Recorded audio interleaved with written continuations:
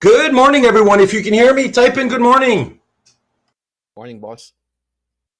Good morning, Edric, Kelly, Paul, good morning. Max, good morning.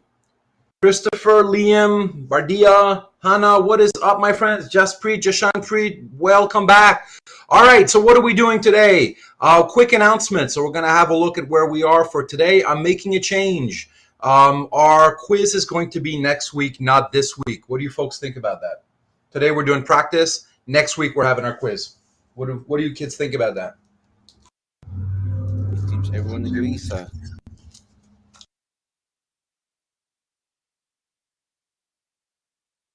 Good. Terrific. Let's keep ourselves on mute and follow our standard thing for bandwidth purposes. Good. All right, so let's have a look at our main document. I'm making a change here. So remember, I reserved the right to make changes. And one of the things is I wanted to not announce this change until now because I wanted to light a little fire under your butt. Folks, has there been a fire under your butt last week? Well, I did have a diarrhea lately. Edric, if you can put yourself on mute, my friend. Yes, sir. No worries.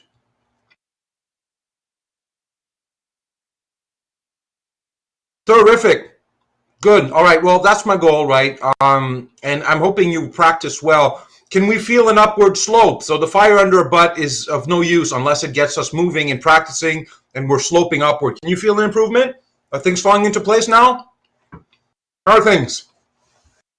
Are you getting those moments where it starts to click? Because you're supposed to at this stage, right? Good. Certainly supposed to. Should have been like weeks ago, but hey, we're sloping upward. Good stuff. All right. Well, let's have a look at our week by week breakdown here. The grades are the same, right? So remember, I keep your best two quizzes. I am moving the quiz to next week. All right. So let's have a look here what that means concretely. Here we are. Let's scroll down.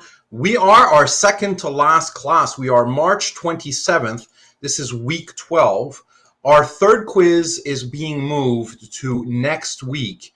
An extra incentive to show up, also an extra 7 days for you to practice. At this stage, as I said, and this goes for all of the month skills that I taught you, we learn them. They're fairly straightforward because the whole point of logic is to reduce complicated logical inferences to a handful of easy steps. The trick is to actually implement those easy steps, and that's a very human skill that requires practice. But by the first 2 weeks of our new skill, we had learned everything we needed to learn, essentially, right? And then what we've been doing ever since is just practicing. What are we doing today? More practicing. We did post-quiz review. This was supposed to be the post-quiz review for this. Next week, we'll do the same approach as we did last week. So we'll do a sandwich. All right, so next week when we do the quiz, it'll be 45 minutes, all right, of practice, 45 minutes of quiz, and then 45 minutes of further practice. I feel like that format is a good format. It's worked well for me in the past, and I feel like it uses up our 2 hours and 15 minutes, which is pretty much what I can mentally handle for a logic class. I think it uses up really well. So the first part is practice, so maybe a few things click into place. Right, then you do your quiz over here in the middle like a hamburger. This would be the burger patty. And then we add another bun at the bottom, which is more practice. And then typically what I do is I debrief about what the quiz answers were. We go over the actual quiz answers. So right away you can figure out what you did right, what you did wrong, and make course corrections. My friends, do you like the sandwich format? How did that work out for you when on March 20th, the sandwich? You like that format? I'm a huge fan. I don't know that a lot of profs do this, by the way. Have you seen this elsewhere? I don't know what's going on with my neighbors, right? So I don't know what's going on. Have you seen a sandwich format, like right in the middle? Liam says no. Okay, Hannah. Okay, cool. I thought as much, right? So some of this stuff, it's really hard for me to get a sense because there's a sort of a professional standard that we sort of don't mess around in other people's backyards, and other profs do things differently. And I'm never sure how other people do things. I certainly just try to do it the best I can, and I feel like that works best. So that's what we're going to do next week. So next week, you come in at 10. We're going to have practice for 45 minutes, then the quiz for 45 minutes, and post-quiz, more practice on the actual quiz questions for 45 minutes. This week, though, We got a little more flexibility, but the format's going to be, again, just a lot of practice. And remember my advice, and this is something that I gave, the very first week. And am I right? Was I lying? Just to be touching base here, because I'm trying to say the truth. Now that you're week 12, was I right about this disclaimer? Because I do write this. It's a big piece of our main document. Yeah, I was right. I'm going to say something now. The time limit for the quiz is going to be no, I can't increase it. We're going to keep it at 45 minutes, which is about the same proportion. So if you think the quiz is worth 10%, right, that's about the same proportion as a 3-hour quiz, a 3-hour test that would be worth 25%. And you have to upload before. So imagine 2 hours and a half for the actual test, right? So I think you should be able to do this within the time. And that's part of the skill that we do, right? It's not a take home. So no, I don't take requests that way. I'm sorry, my friend. Raman, does that answer your question? That said, put a timer when you practice. Raman, does that answer your question?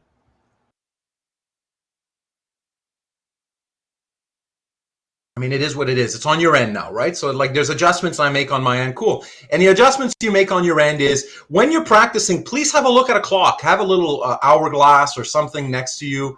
I'm old school. I actually have an hourglass because my oldest son takes a long time to eat breakfast before going to school.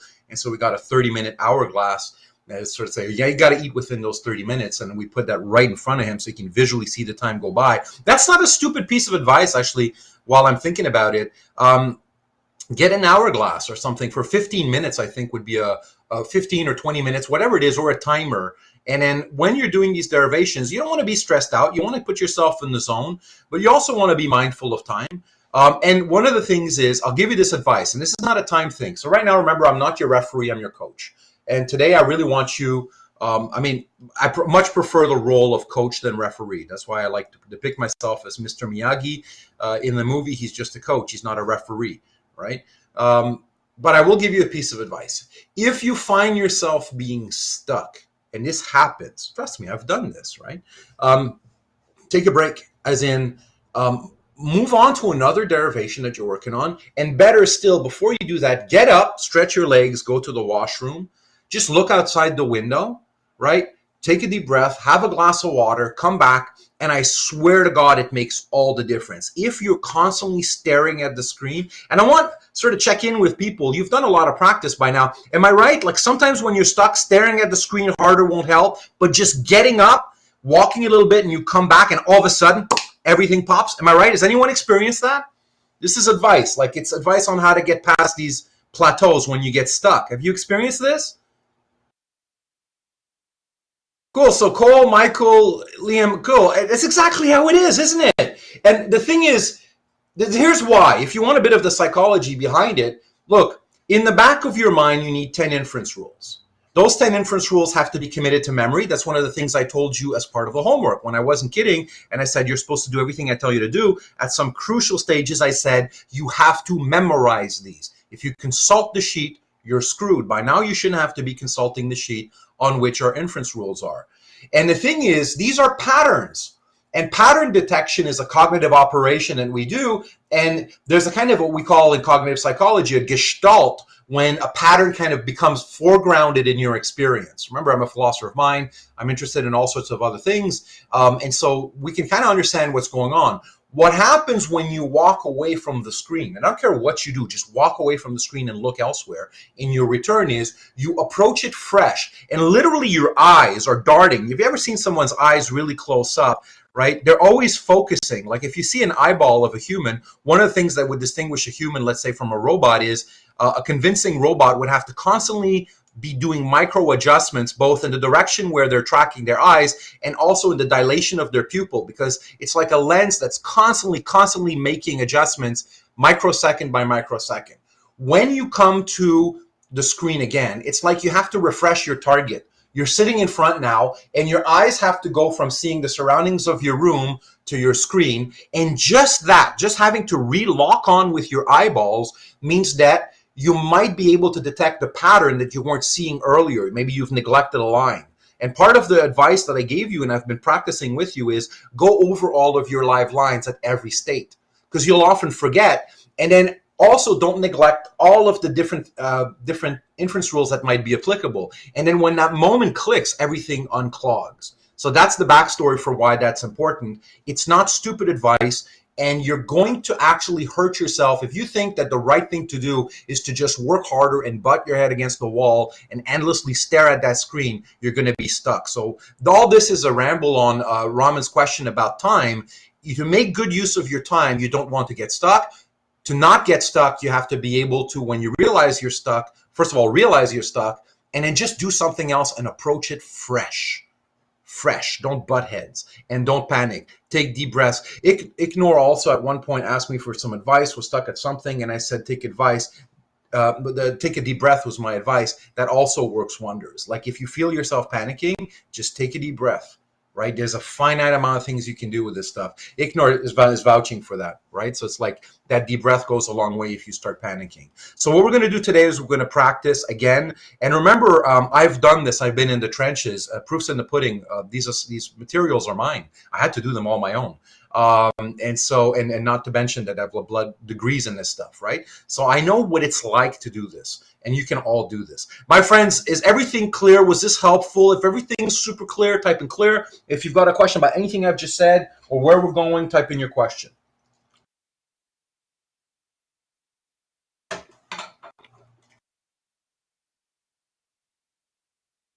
Good. All right. And again, I don't know if that's something other profs say, but like the one of the things I like to do is give you advice that's not strictly logical, because you're a total human with your psychology, your emotions, your cognitive apparatus, right? So what I want to do for practice, I've got a couple things I've got planned. I want to open up the space to talk about the homework now. And when I mean that, I mean this in not a sort of a panic state. I want people to ask concrete questions. So why don't you have a look at your homework. Let's say first, second, or third homework, probably the second or third, because the first one only had 2 connectives. Tell me homework, second homework or third homework, which particular argument you'd like to look at, and then we can zero in and have a look, and then you can ask a focus question. And if I'll open up the floor for that, we can spend some time on that. And then I've got some additional exercises I've got planned for you today, so we'll do that after. But let's start with the homework. Have a look at your homework. Open up your homework stuff, and if you were stuck somewhere or you were unsure about something, please open it up, and now's the time to look at that. I'm there for you. I'll give you a couple minutes to have a look at that. And Edric, yeah, go ahead and unmute for a second, my friend. Thank you, Professor. I am quite curious about the conditionals between 16 and 21, actually, which is quite interesting. And I would like to know more about the problems when it comes to conjunctions. Okay, that's a bit of a vague question. Can you make that more concrete for me? So tell me which homework, which actual question you're thinking about, and I'll open it up and we'll have a look. Yes, sir. I am focusing on number 16 and question 16 and 21. Okay, so you're looking at the second or third homework? I am looking at the wait, sorry, hold on, please. I am looking at the third derivation homework. Okay, so let me have a look at this. And I'm going to open up the answer file, and we'll have a look at that. And then you can ask again your question when I have something in front of me. I'll be able to have a much clearer sense of what it is that you mean. So let me just take a moment, and I'll share screen that with everyone. All right, here we are. Third derivation homework. I'm going to open up the answer files. I've got the question files as well, but I think this is going to be nice. And you were looking at, can everyone see that? Type in yes if you can see that. Edric, can you see that? Terrific. And which one would you like to have a look at? I would like to know more about third derivation homework question number 16 for 16. All right, let's go have 16. We can do one at a time, so pick the one you really want to have a look. All right, so 16. Let's go. So here what we have as a conclusion is a biconditional. So that means we're going to approach it into 2 tasks. On the one hand, we'll try to prove one of the conditionals, right? And on the other hand, we'll try to derive the other conditional. And once we've done those 2 things, we'll collapse them together. So that's part of the conclusion-specific strategies, right, that I had given you. What I'm looking at right now looks fairly straightforward. Edric, zero in on what your question is. My question is on the last one, the CB. Do we have to require to combine all of them back together again? Of course, absolutely. Because look, your main goal is to show line one, right? And Mm. what's that line one? Well, it's a biconditional. If you just show this, and if you just show this, it's like you've got H, you've got O, but you don't have H2O. You didn't combine it into the bloody thing you wanted to show. So yeah, you need that additional step there at line 23, where you're going to use CB and you're going to collapse them into one. So that's definitely one of the inference rules. CB, it needs some love. It's part of our kit. Definitely you have to use it. Does that help? It does help. Yes, it's just very interesting because uh, I haven't even encountered using the CB yet, so this is quite interesting. That's why it's there. I mean, everything. See, if here's the thing with logic, and this goes for both Edric and everyone. If there was something I could trim, I would have trimmed it. That's one of the things we look for in logic. Is there's a principle of economy there. We want to be as economical as possible. If there was, for instance, I told you how I went from that long list of theorems down to a handful, down to five. I'm only putting in the system what we need to get it to work.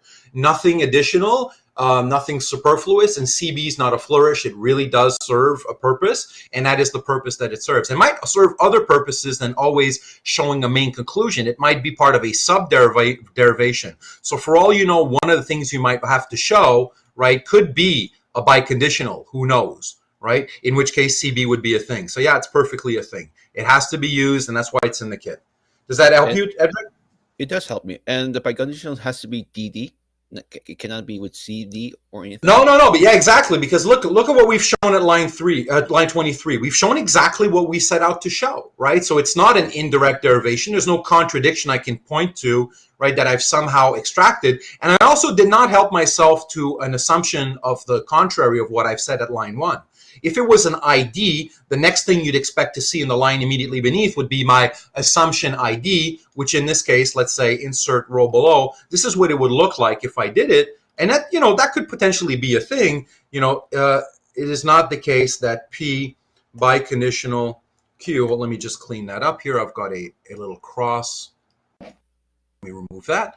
All right. Right. For all we know, right, this could be a thing. You could approach it this way, and you could say assumption over here. What sort of assumption, people? What would I put in my annotation here? Suppose I did this. ID. Yeah, thank you. All right, so that would be assumption ID. But you notice that if I did this, it's not obvious that I would have sort of moved forward. It's not clear what I then do with this, right? It's not like I can manipulate this with any theorem. De Morgan's rules don't apply. It's not clear what I could do with this, right?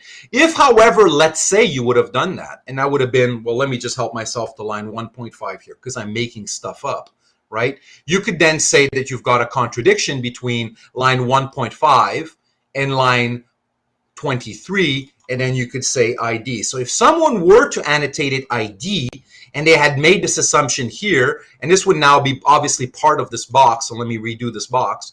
And everyone, I hope you can see that I'm now changing these things dramatically, right? That's not exactly how the thing was, but just for the sake of illustration, to answer Edric's question, I'm having fun with a kind of an alternate universe here, right? If I would have done that, at line 1.5, let's say I make assumption ID, then clearly there would be within this box a contradiction between what is being said at line 1.5 and what's being said at line 23. And then I wouldn't be upset to see ID as an annotation here. The thing is, this would all be superfluous, though. All of that didn't actually figure into anything. So if you look here, line 1.5 wouldn't be in our annotations. It'd be epiphenomenal, but it would still be right to say that there's a contradiction between these two claims over here and over here. And so that would justify using ID. Otherwise, what you want to have is a DD, and you want to trim the excess.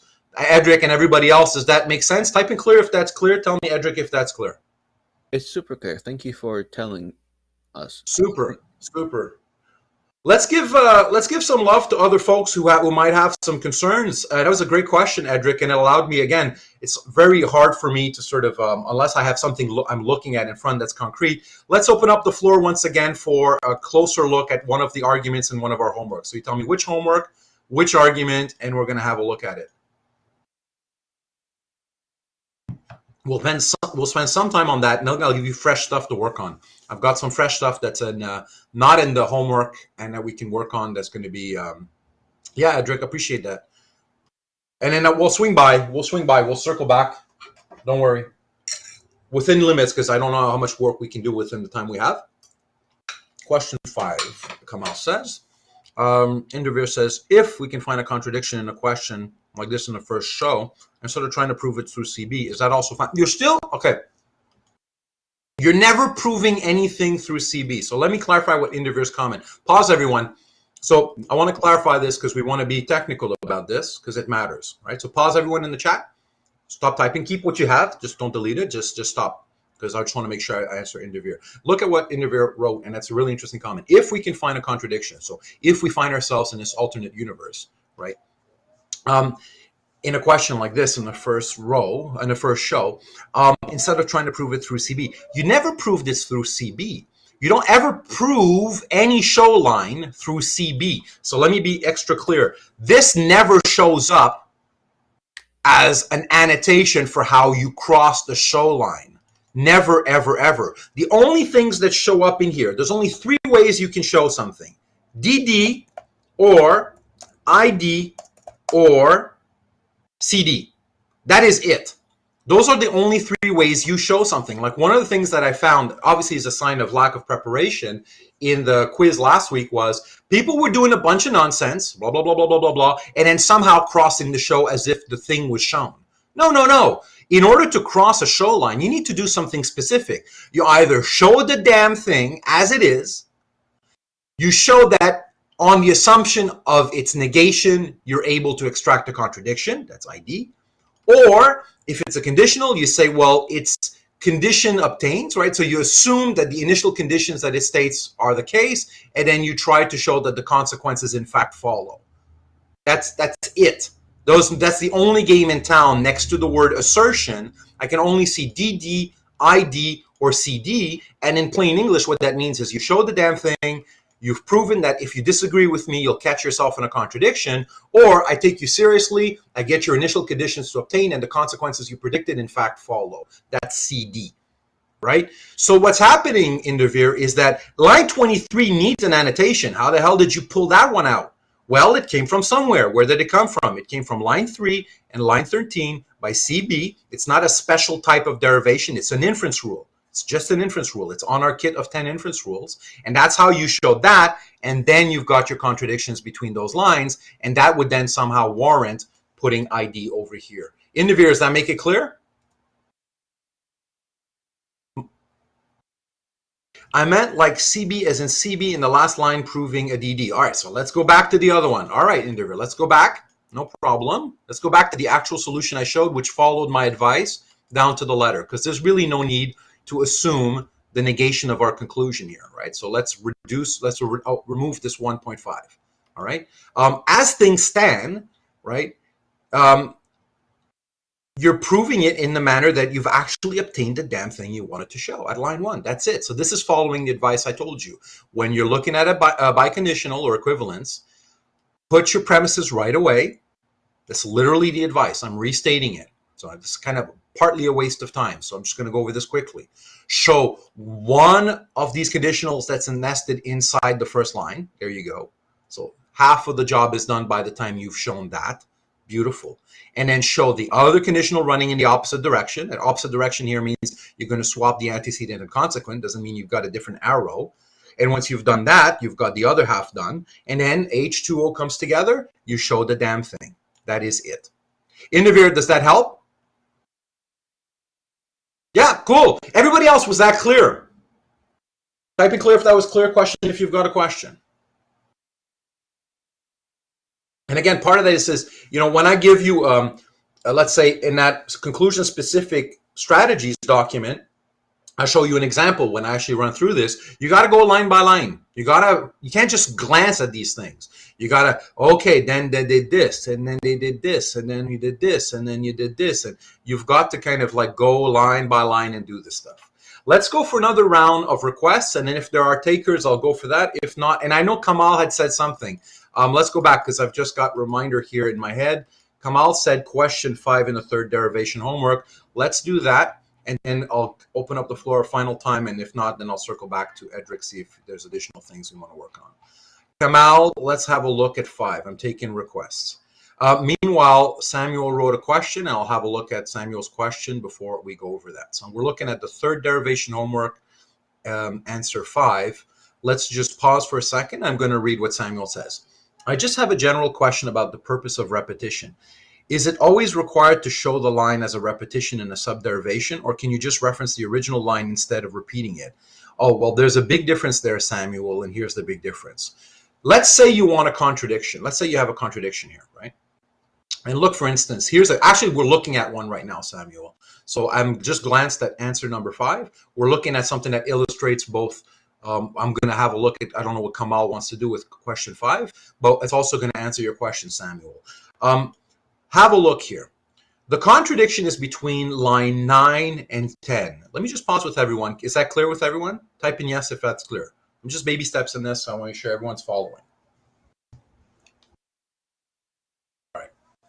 And going back to Samuel's question, like when is it appropriate, let's say, to use repetition? Well, here's the thing. At line 10, you'll notice that we brought in the not R over from line 3 to line 10. So we just repeated it. Why is that important? Why couldn't we, let's say, let me just kind of delete everything. Let's say delete entire row. Delete. I'm going to do it, and then you're going to answer my question for me. Hold on. Delete entire row. Delete. For the sake of argument, let's just have some fun with this. Why is it that we can't do this, right? We've got a contradiction between R and not R. Answer that question for me. Why is this wrong? There's a right answer to why it's wrong. It's wrong. Why is it wrong?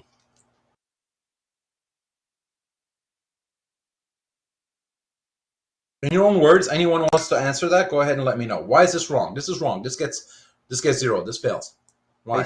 I suspect the negative R is outside the box. That's right. Inside the box. That's right, Edric. That's exactly right. And let's see what folks said in their own words.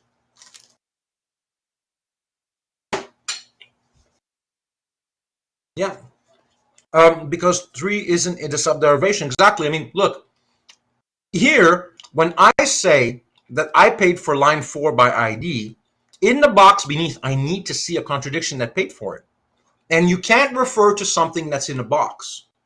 Now, this is outside the box at this stage, right? Everything has to be inside. For each box that is annotated as ID, I need to look inside the box and find a contradiction. And at line 9, this wasn't boxed yet. So this is temporally in succession, right, in stages.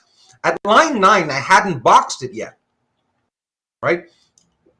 So I was able, to take line 3 and repeat it. It was perfectly fine because this wasn't shown. By line 9, when I did this move, this wasn't shown, and so this wasn't boxed, so I wasn't going outside any box. So I repeated it. And then once I repeat it, I've got my contradiction in here. Then I can safely cross-box and annotate. Cross-box and annotate. Cross-box and annotate. Always in that order. Let me check in with Samuel, see if that's clear. And then I'll have a look at Kamal and I'll read what Kelly said.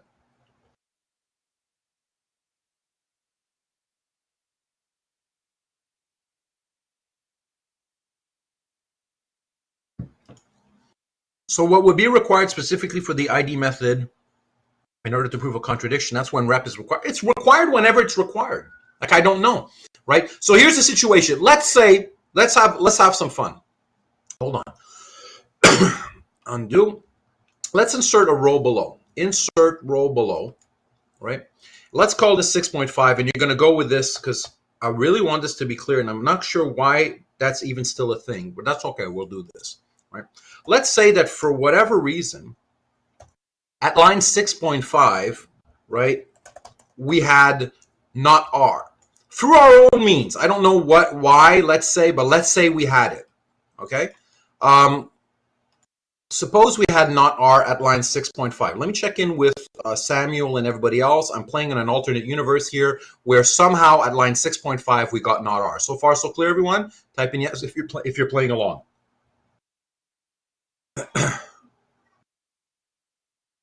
All right. But look, once I'm at line 9 and I've gotten R, I've got myself a contradiction between my line 6.5 and my line 9. I don't need to bring down line 3. I'm fine already because I had it and it would show up underneath my crossed show. So when I do cross, box, and annotate, cross, box, and annotate. So there's no dogmatic rule that forces you to use repetition. I don't need to use it, so I don't have to use it. I'm done. There's no need to say, for instance, right, not R, and I did that 6.5 by repetition. Like that would be needless. Like if I did this, that would be needless. Is that clear, everyone? There's no need for doing that. Suppose we were finding ourselves in this situation. Sounds like you're making a box within a box. No, there's no box within the box whatsoever. And hold on, Edric, because I just don't want these things to be like a hydra where I chop off one head and two grow out, right? And Samuel, yes, I see. I meant, would rep only be required when using ID? No, absolutely not.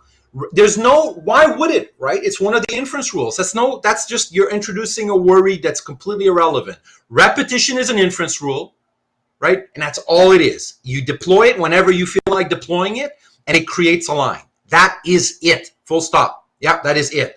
Only specifically when I'm looking at an argument can I tell whether or not that was judicious. But the worst that happens with rep is what? Suppose, let's go back. Let's take my backtrack here. I'm going to undo everything. Let's go back to the actual solution. It just creates an extra line. So let's say, for instance, at line 8, let's have some fun. Just to make a point here, because I think when you reach a stage like Samuel is, you got your stuff figured out so much that now you're worrying for nothing. You're making up worries. And, just a disclaimer, Samuel's a philosophy major, and we're in the business of making up worries. I've got actually literally a T-shirt that says, I'm a philosopher. I've got a problem for every solution. I was at the airport the other day, and people came up to me and said, that's a really funny T-shirt, right? Because it's literally that, right? Philosophers like to just make stuff up and worry for nothing, right? And look, suppose I did this. Oopsie, that's not what I want to do. Let me grab this. Just talking while I'm doing this here. Suppose I did this, right? And I said 8 by repetition. Sorry, comma, space, repetition.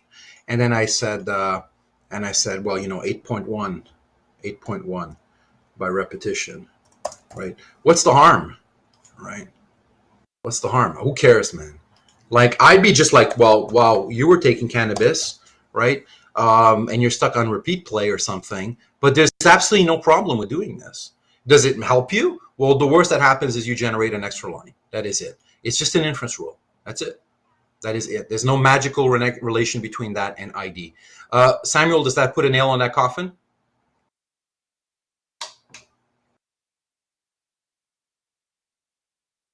And I can bring anything I want too. I mean, I could have some. Yeah. There's nothing to worry about there. Kamal, I'm going to go back. You're the one who talked about question 5, and I'll give you some love as well. Kamal, what was your? And maybe for all I know, Kamal, I answered your question while doing this. You want to go ahead and let me know what your concern was in the chat, or since we've started unmuting, as long as we unmute one at a time, I have no objection. As long as I let you know that I've given you the go ahead. But we're in no rush, so you can type too. I was mostly having difficulty with T45. Well, we're taking line 2, right? There's no what. Can you refine for me a little bit, Kamal? What's your concern with T45? I mean, that's having difficulty with it. That doesn't mean, I'm not sure what that would mean, right? How do you get line 2? Well, look, you go back and forth. So let me just, all right. So here's our. Let me just do T45. Let me remind ourselves what T45 is. T45 is this. If you've got A or B, right? So this junction, whatever, and let A stand for whatever the hell you want, and B stand for whatever hell you want. And what I mean whatever the hell, it means including compound propositions, right? This whole thing is equivalent to saying the following. And you think about it, that's biconditional. It's very intuitive. I tell you, at least one of these two things is going to happen. Well, you can know that if it's not going to be A, then it's going to be B. And by the way, you can also know, right, that if it's not going to be B, then, Kamal, what is it going to be? What should I put here? If it's not going to be B, given what I've just said here, right, if it's not going to be B, then what is it going to be? I told you it's at least A or B, and it ain't going to be B. If it's not B, then what? It's going to be A, right? It's going to be A. Now notice, we could spell out, by the way, the theorem in this manner. And Kamal, I don't know if this makes it clearer, right? This is also basically a good formulation of the theorem, because I'm saying if A is not the case, or if B is not the case. Now, I don't know which one's going to be not the case. I don't know. But I certainly know, right, that if it's not A, then it's going to be B. And if it's not B, then it's going to be A. Which situation am I going to find myself in? This conjunct or that conjunct? I don't know. But that's what it is. And importantly, Kamal and everybody else, that's a biconditional. And that means I'm able to move from that formulation on the left to the formulation on the right and vice versa. So not only can I go from this to this, from 2 to 11, I can also go from 11 to 2. It goes both ways, right? So what was said at line 2 is equivalent to saying what was said at line 11, which is just as well as saying, right, that what I said at line 11 is, and again, I want to make this kind of idiotically clear because that's the whole point, right, that these are the same thing. They're saying the same thing, right? There you go. Saying that it's going to be this or that means that if it's not R, then it's going to be this other thing. That is it. So let me put this in colors, right? Let's say this is orange, right? So this is orange, and this is the, let's say, purple option. So look, line 11 says it's going to be the orange option or the purple option, but at least one of the two. At least one is going to be the case, for sure, for sure. Well, this is telling you at line 2, if it's not going to be the purple option, then it's going to be the orange option. Let me ask Kamal and everybody else if you can see that clearly. Why is it like you can feel it in your bones why T45 is a thing? If you can, tell me yes. If you're still lost, tell me lost. And again, you can test this with the truth table. I provided you truth tables for all of these theorems. Right? Yeah. Cool. Good. Kamal, are there any further questions about this particular argument? If there are, say yes. If there aren't, say no. Good. That was it. Good. Well, and remember, feeling these things in your bones is a matter of taking a little bit of time and dreaming about it and saying it different languages and so on. But you can also use the tools I gave you, the perfect plumbing, to check that in all possible worlds, what you're saying at line 2 is the same as what you're saying as line 11 and vice versa. That is it. I'm going to look at the clock right now and say we're going to go for a last round of questions. So I know Edric has at least one more. I'm opening up the floor again. Ask a question about a specific argument you'd want to look at. And if I get someone else, then Edric will go for that. And if there are no takers, then I'll swing back to Edric.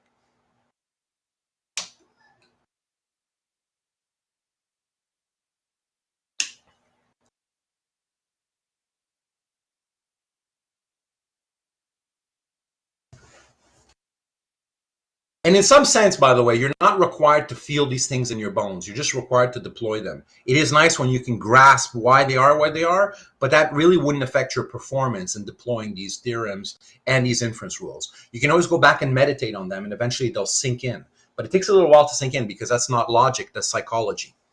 That's a different animal completely, right? You're both a psychological and a logical animal. The psychological part works, but it works according to a different thing.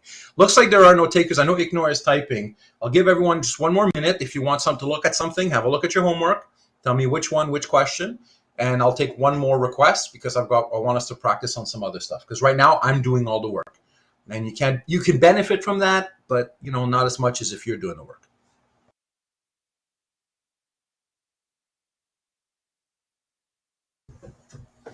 We're doing great today, by the way. This is good.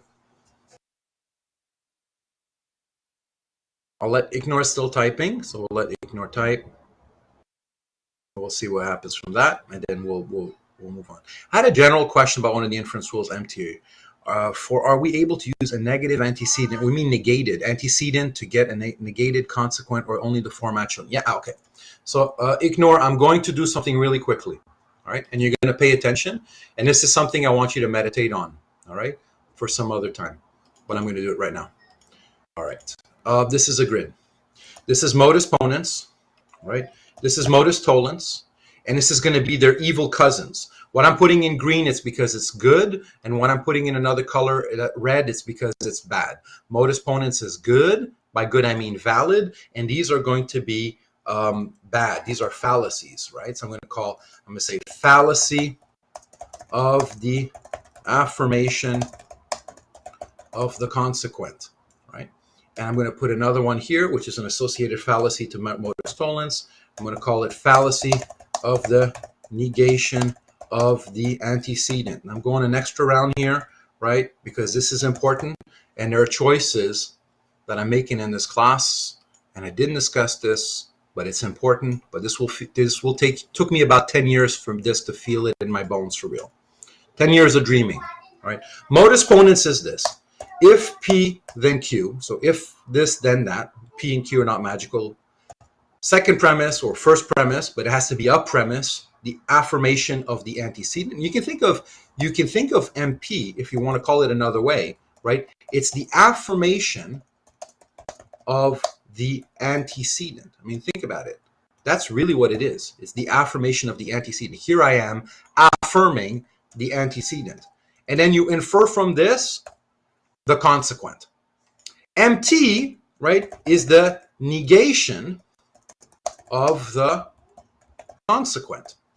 Like specifically, again, what starts with a conditional, you got to have a conditional, and it negates the consequent. And then you infer from this, I suppose I could have done this, that's a little clearer. All right, you infer from this the negation of, hold on, the negation of the antecedent. Here's their evil twins. You have a conditional, and it's the fallacy of the affirmation of the consequent. And you affirm the consequent, and you infer from this the antecedent. And the evil twin of modus tollens would be the fallacy of the negation of the antecedent. Once again, you have a conditional, right? You negate the antecedent, and then you infer from that the negation of the consequent. Everything in green is valid. Everything in red is a fallacy. You can do a truth table to sort that out, but I can also put it in language. Let me pause before I put it in language. Is this clear so far? If that's clear, type in clear. If you got a question, ask your question. These are bad. The things in red, bad. Don't do them. They're bad. They kind of look the same, but they're not. It's the world of difference. You go from valid to invalid. It's about as big a distinction as we make in this class. All right, let's have some fun, right? If my favorite team wins, right, I will get a tattoo. So far, so good, everyone. If my favorite team wins, I will get a tattoo. Type in clear if that's clear. I make a promise. If my favorite team wins, I will get a tattoo.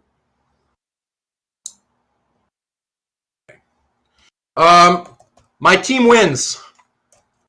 Supposing that what I said was true, what am I going to do? So if this conditional is true, what is the conclusion we can draw? So if both premises are true, then the conclusion ought to be true. So what's the conclusion? I'm going to get a tattoo. So I'm going to get a tattoo. Get a tattoo. And I'm only going to do one of these sides here, right? Well, maybe I don't know. I'll see if I go. All right, so here's the problem. Suppose I make the same thing. If the team wins, I get a tattoo.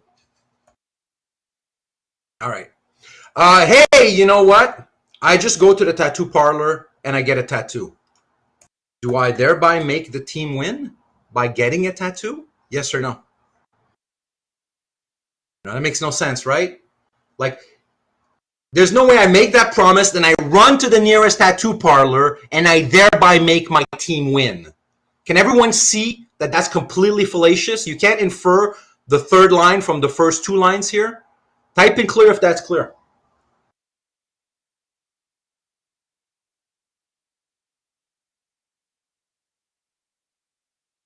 Cool. And I'm giving, again, feeling these in your bones. It took me 10 years to feel these things, so give yourself 10 years, right? Here's another one, right? If this theory were true, this scientific theory were true, we'd expect to observe a following thing, an eclipse, let's say, right? Fair enough. Sorry, but we don't observe what you said we should observe. Therefore, the theory isn't true. Is that clear, everyone? Type in clear if it's clear. Question if you got your question. If the theory were true, then we'd expect to observe the following. We didn't observe the following, therefore the theory must not be true, must be false. All right, how's this? Now let's do it again. If the theory were true, right, we wouldn't observe the following. We would observe the following, right? The theory is not true, therefore we don't observe the following. So let me have some fun with this and play with it, because this one doesn't pop as much. That might require your 10 years, right? If it rains, the floor is wet. Do we agree that if it rains, the floor is wet? I'm trying to pick a true conditional here, right? If it rains, the floor is wet. So the asphalt is wet. The street is wet. The floor is wet, like the street. Let's put street. If it rains, the street is wet. Yes or no? Let's type in agree or disagree. I want everyone. I want to pick a conditional that pops as true, right? Say if it rains, the street is wet. All right. Suppose I say that it doesn't rain, which is the case by the way right now. It doesn't rain. Can I infer from this that the street is not wet? Can I go not wet? Yes or no? Can I infer from those two things that the street is not wet? If anyone doubts this, I got a bottle of water outside. I got a bottle of water with me, or a sprinkler. You take out your sprinkler, you go on your front lawn, and you start wetting the street. You cannot, it could be, right, that the street is not wet, but it's certainly not something you can infer from those first two lines. Whereas here, you could infer from it, right? So for instance, if it is true that if it rains, then the street is wet, right? And you say, well, look, the street is not wet, right? The street is not wet. So it's not the case that the street is wet. Well, if this is true, and we've all agreed, and the street is dry AF, then you can infer, right, that it doesn't rain. That's perfectly fine. But you can't infer from the sort of, it's not raining, that the street won't be wet. It could be wet for all sorts of other reasons.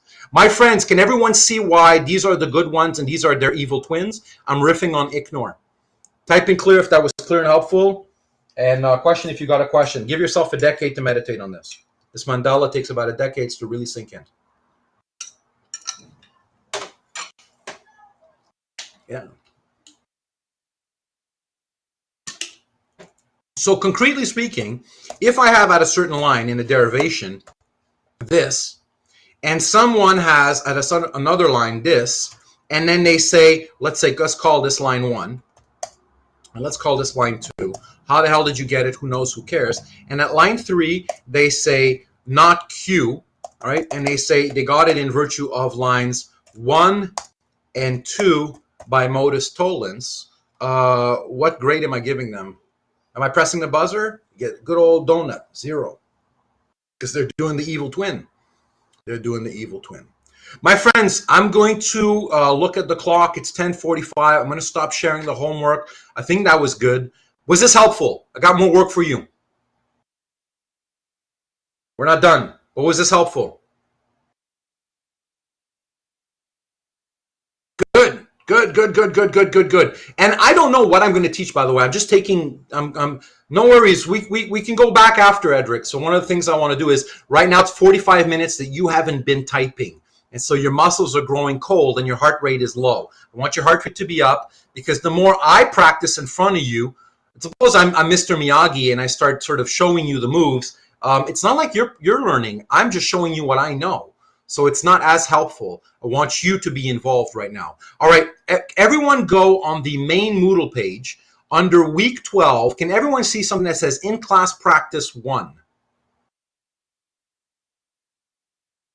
In class practice, type in yes if you can see that. In class practice 1.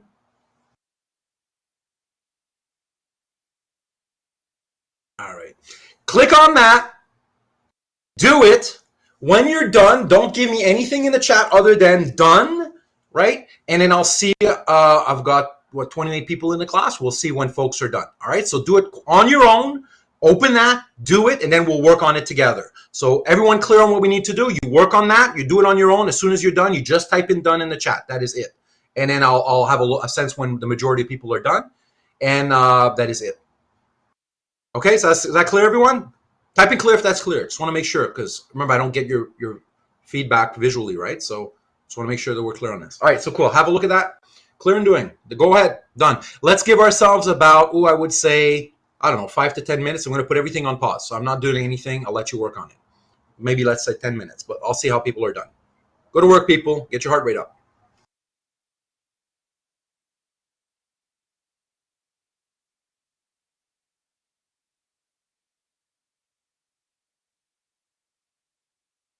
I'm having a look at the number of people who are done. Let's give this another, let's say, 2 minutes. If you're stuck, you can also write stuck. If you were done early, you can do it again, but a different way. Let's give this 2 more minutes. I got 10:57 on the clock, so like 10:59.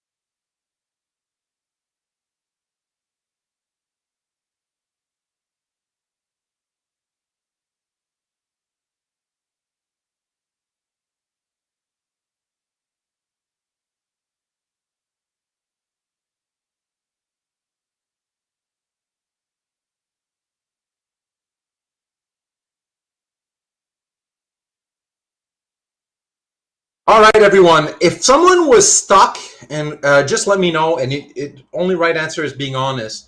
If you were stuck, and if everything went well, so tell me stuck or well. So if you got stuck, like I'm asking you now, if you're done and you're like I was stuck, type in stuck. There's no harm in doing that. I just need to know, right? No one's losing any grades, but I need to be able to get a sense of how things are going. Because I am looking at the number of people who said done, and it's a smaller number than the number of people in class. So it stands to reason that there's some folks who are not done. And is that because you're just not quick enough or because you're stuck? So that's what I need to find out. Like if you're still working on it because you're not done because that's a little slower, that's different from if you're stuck. All right. Can everyone see this on the screen? Type in yes if you can see that.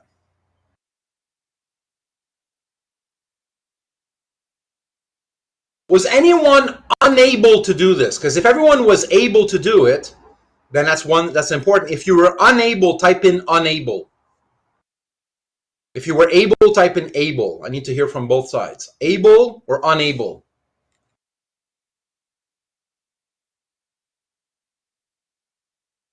I mean, you obviously should be able by now, right? I'm not throwing anything your way that you're not able, right? Twice able if you did it different ways. Okay, cool. I'm going to scroll down and I'm going to show one way of doing it, and I'll show you another way of doing it.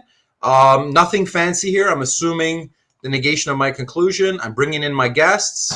I'm making, on the basis of 2 and 3, I'm making a modus ponens. That's how I get line 5. Of course, my reflex is to simplify as soon as I see a conjunction, right? So I've got my conjuncts here that I'm simplifying, so that generates 2 lines.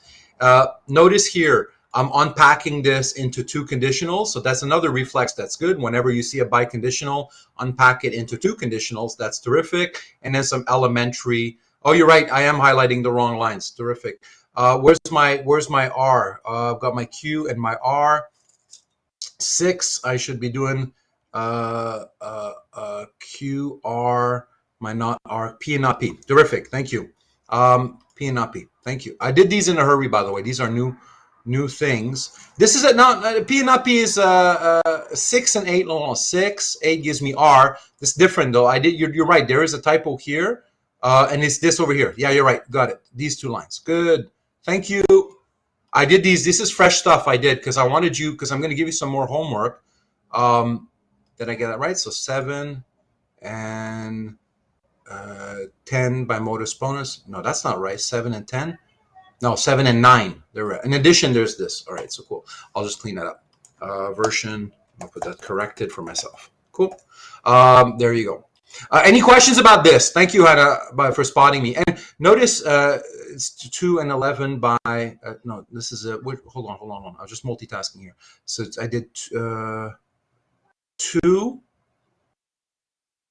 How many, my annotation's correct. So sorry, I just came back from going to 7 and 10. No, which lines annotations are incorrect? And notice how you can kind of proof me on this. It's not about like what the prof likes to do. I need to take a pill right now. I just flew over. 11. Line 11. So what am I doing here? Line 11, I got my not P. That's 2. No, 3. No, 10 and 10. There we go. 10 and 7. 7 and 10. Good. Perfect plumbers. Is this perfect plumbing? Yes or no? And notice the perfect plumbing is not, I don't have a monopoly on it. Once I teach you, you can teach me. It's just a thing. It has nothing to do with IQ. It's just a skill. And like all skills, if you rush it a bit, I just put these together. All right. Thank you, my friends. Same here. Let's just do this one line out of line. So my assumption, my premises, I got myself a modus ponens. I unpack with my conjunction with simplify. Then I unpacked my biconditional with BC. Let's just see if I got this with 6 and 8. That gives me R, the modus ponens. Notice here I got to set this up. I take 2 by double negation.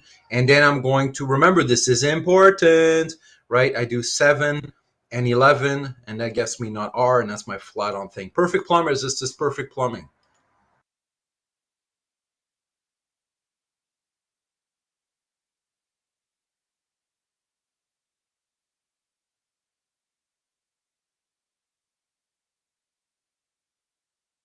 Cool. And isn't it cool? I don't know about you, but isn't it cool to be in a class where there's an objective right or wrong, and it doesn't just have to do with the prof's preferences, where you get to say to the prof, no, this is wrong and whatever. And I'm like, I'm answerable to the same principles. Like if you've ever had to write term papers for social sciences and humanities, and you sort of just have to sort of cater to your professor's political biases, that's kind of annoying. Isn't it nice to kind of do this? It's a space where we can just have robust yes and correct and incorrect. Yeah, it does not feel good. To me, it's like a holiday from the crap I have to deal with. It's like, oh, nice. Yeah. Cool. I'm going to stop for that. You want more practice, or do you have any further questions about this? If you got a question, type in your question. If everything's clear, type in clear. So we did this. I did a BC before. That would be wrong. Yeah, there's no... No, it wouldn't be wrong if you did BC before. I'm assuming you mean BC, Alexander, not DC. But it wouldn't be wrong in the order in which you did them. The order is not important. So if that's what you mean, Alexander, you didn't do anything wrong.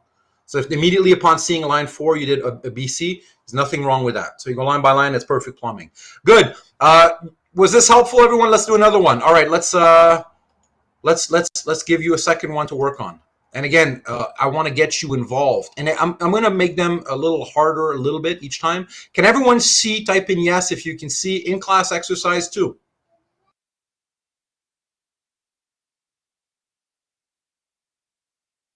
Type in yes if you can see that. Right underneath week 12, in class exercise 2. Same damn thing. File with one argument. Again, just new stuff I just made up. They have to be obviously valid arguments. I can't just make anything up, right, by the way. Okay, good. Get to work on those. When you're done, you type in done. If you're done early, do it twice and say done again. All right, get to work, everyone. Let me just resume recording here. All right, my friends, this is 11:15. So by my clock, if I want to aim to end no later than 12:15, that means We've got 1 hour left. Let me check with everyone so far. Is everyone enjoying today's workout? Let me just touch base and report on your emotions. So what's your energy levels? How are your emotions feeling? How are you enjoying today's class? How are things? We've got 1 more hour. How are we doing? You pumped, enjoying it? Scratching the head is a good thing in this class. Feeling good, having a good time, hungry. You got to have food. You got to bring food, Liam. I got food. You got to do what you got to do. All right, let's, good, because we got 1 more hour. We got 1 more hour. So you ate it all. You got to have more food then. Let's have a look. Here's the exercise, this little extra exercise. And again, disclaimer, I put this together. So who knows, maybe what there'll be some mistakes in what I'm about to show you. Although I doubt it. I didn't take a ton of time to prove, but that should be okay. Here's one way to do it. What animal are we dealing with? We're dealing with a conjunction. Well, remember my rule of thumb. If it's anything other than a conditional, use ID. I'm assuming the negation of that. I bring in my guess. Perfect table setting, by the way, gets you 1 point. So if you did all of these 4 lines correctly, you get 1 point. And one of the things I want to warn against is, I know you're probably itching. Some of you might be itching to run a De Morgan's rule on this, a DM on line 2. Don't. Just set the table and invite the guests, and then you can get the party going, okay? My friends, if your lines 1 to 4 look like this, you've got 1 point out of 5, no matter what happens after. Is that clear, everyone? Lines 1 to 4. If that's clear, type in clear. If you got a question, ask your question. Like I said, resist the urge to do anything until you've set the table and invited your guests. It's not the end of the world if you were started right away on doing things, but it would be like, in the long run, it's not good hygiene. It won't pay off. All right, so by the way, this is a nice opportunity for me to sort of make a parallel here, right? If you have a situation where you have, let's say, P biconditional Q, right? You can decompress this into if P, then Q. That would be, let's say, 5 in virtue of CB or BC.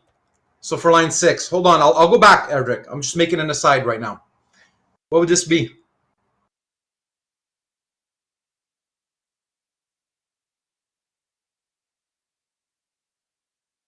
Yeah, BC, right? So we're unpacking it in BC, biconditional, conditional. I can do this, right? And that would be this, and that would once again be line 5 by BC.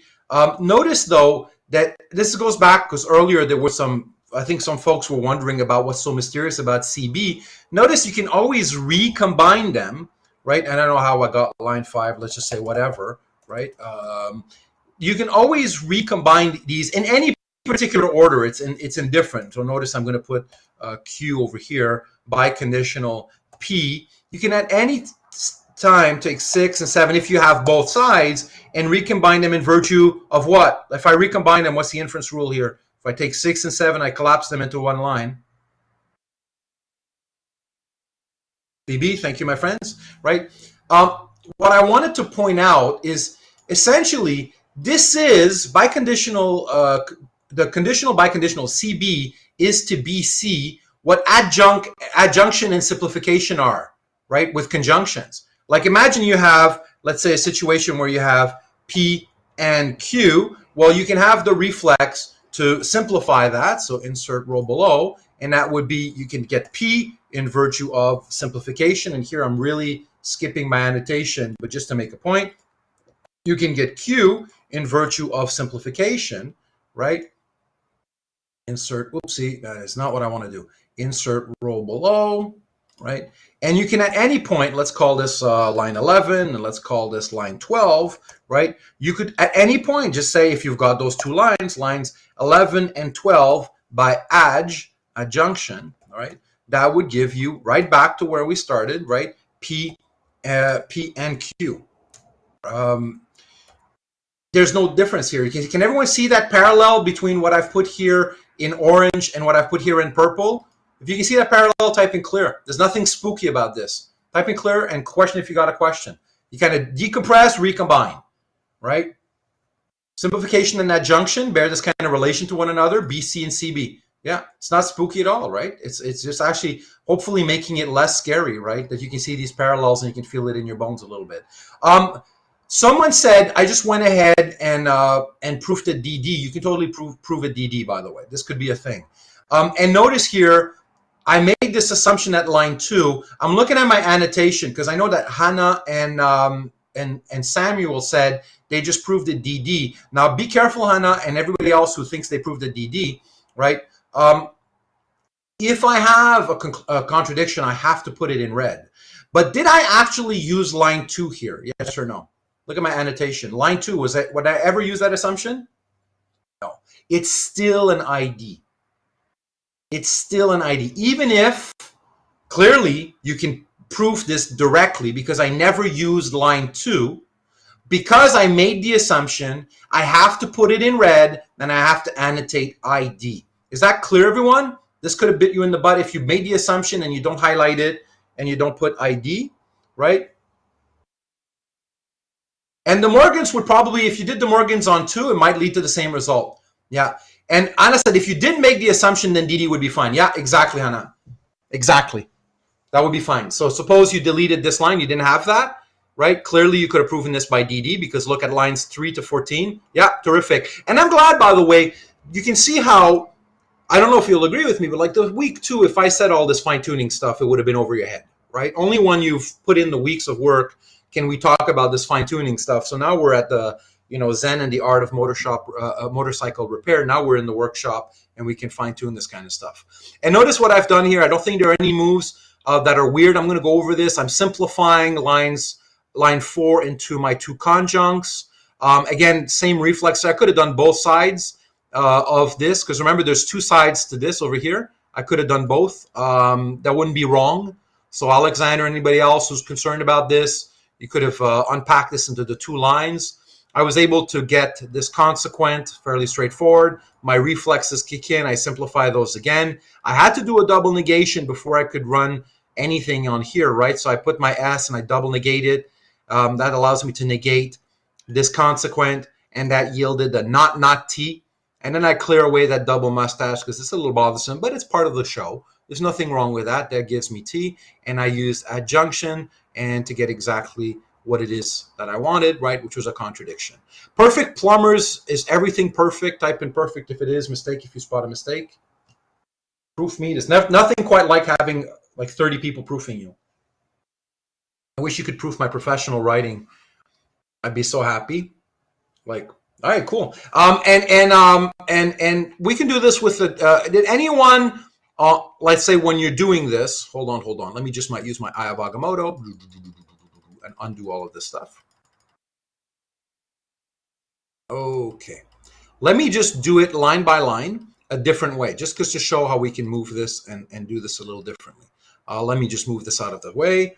I say I'm going to negate this, which is not Q, if, listen, not Q, and there we go. All right, and that is assumption ID, right? Then I bring in my guess, right? Did anyone do 2 De Morgan? Did anyone do that? I know that Edric did. Did anyone do this? Type in yes if you did. I just want to see how many people did that. Did that work out well for you? I'm sure it did. Did that work out well for you? Edric, Liam? Yeah. Led to the same result. Terrific. There's more than one ways to skin a cat, right? That's totally a thing. Just so we're clear on what we get when we get De Morgan, remember De Morgan's rule is if you've got a negation of a conjunction, you can transform it into a disjunction. So you distribute the tilde and flip the chevron. Distribute the tilde and flip the chevron. That's a tilde. This is a chevron. Distribute it to either side and then flip the chevron, or factor out and flip. Factor out and flip. So what that would look like, let me just make sure that everyone can see a good use of De Morgan's rules. What that would look like is this disjunction 1 tilde for T. Can everyone see that that's a correct application of De Morgan? If that's clear, type in clear. If you've got a question, ask your question. Now, I'm going to ask you a question, and you're going to tell me whether this is correct or incorrect. What grade would this get if I said 5 dn? What grade would this get? 0. Yeah, you can't just pick a little part as annoying as it is. You can't just pick a little part and trim that as annoying as it is. All right. I'm making a mistake here. I'm going to put it in red, the whole thing in red, because it's bad. Actually, I'm going to cross it too because it's horrible. Is that clear, everyone? Type in clear. I'm making a mistake here so that you don't make a mistake.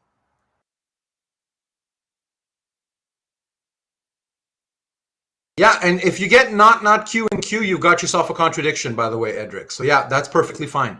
So not Q perfectly contradicts not Q.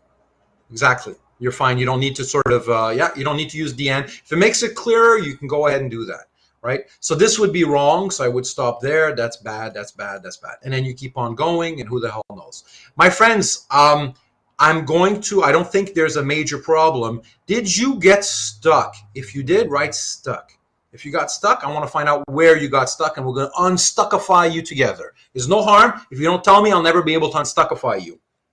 So if you got stuck somewhere, tell me stuck, and we'll retrace the steps that got you stuck, and we'll unstuckify you. I'm going to give you 1 minute to tell me if you were stuck. If no one was stuck, then we'll move on because we got more work to do. We're going to practice some more. And again, it requires courage if you were stuck, right? Yeah, cool. All right, that's good. All right, my friends, do you want to have a sort of a weird change of pace? So look what I'm going to do now. I'm going to do another one for you. We're going to have some fun with this one. It's a challenge derivation. Have a look at in-class exercise extra. Can everyone see that? Type in yes if you can see that.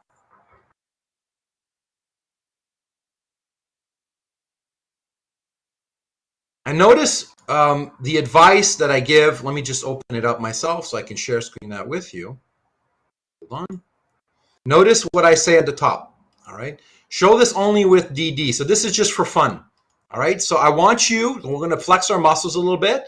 All right. I want you to derive this conclusion by DD. So there's your argument. It has one premise. The premise is P. And the conclusion is it is not the case that not P and not Q. Please derive this directly. I'm going to put mute and stop recording. Don't tell me what you did. Type in done if you've done it. Is everyone clear on what we're doing? Type in clear if that's clear. We're going to have some fun. We're going to try to derive this only by DD. Okay, cool. All right.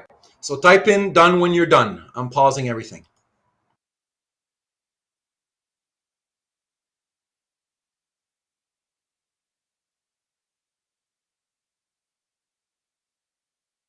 So far, we've got one done and a bunch of stucks. Do you want a hint? Yes or no? Do you want to keep plowing and own it, or do you want a hint?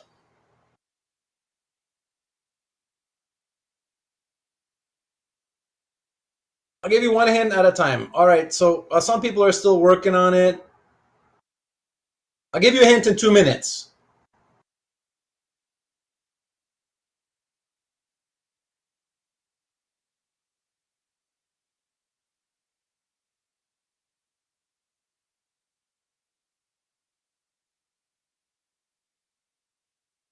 Like when you own it. It got if you. It's way. It's like when I play with my kids at games. If they figure it out for themselves, it's way more fun. Sharanjit, well done. Edric, no question just yet because you might spoil it. Unless you can sort of encrypt it in a way that it won't spoil the fun. 1 more minute, I'll give you a hint.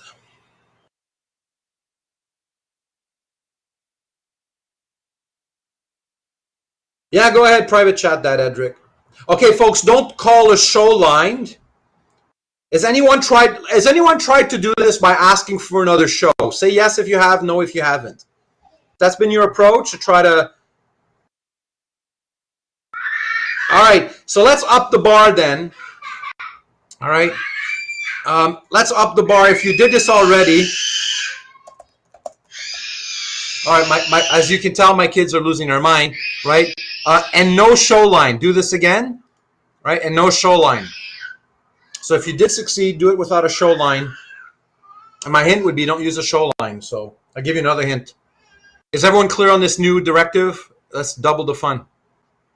Type in clear if that's clear. No show line.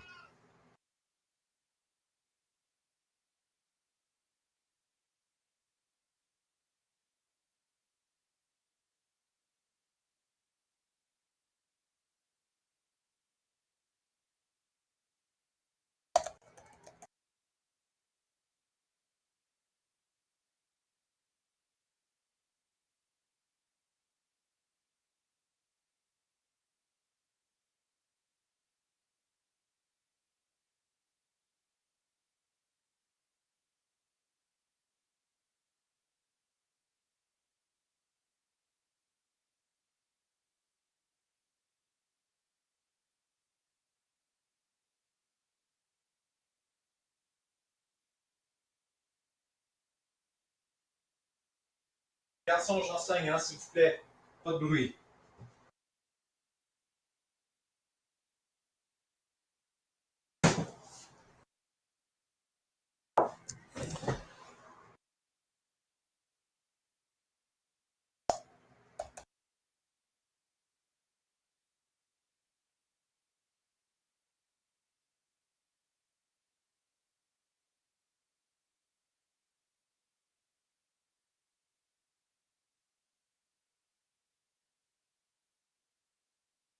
All right.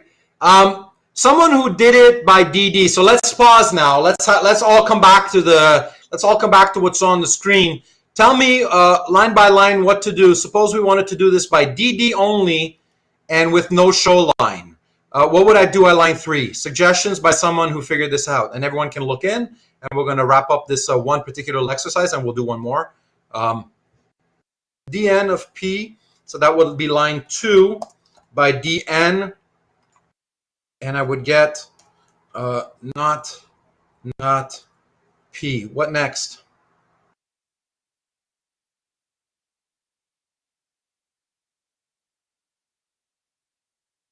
Which line by what? Because I could be adding on 2. I could be adding on 3. 3, addition. So I take 3. I'm going to graft a disjunct. I'm going to say or not Q. Not Q.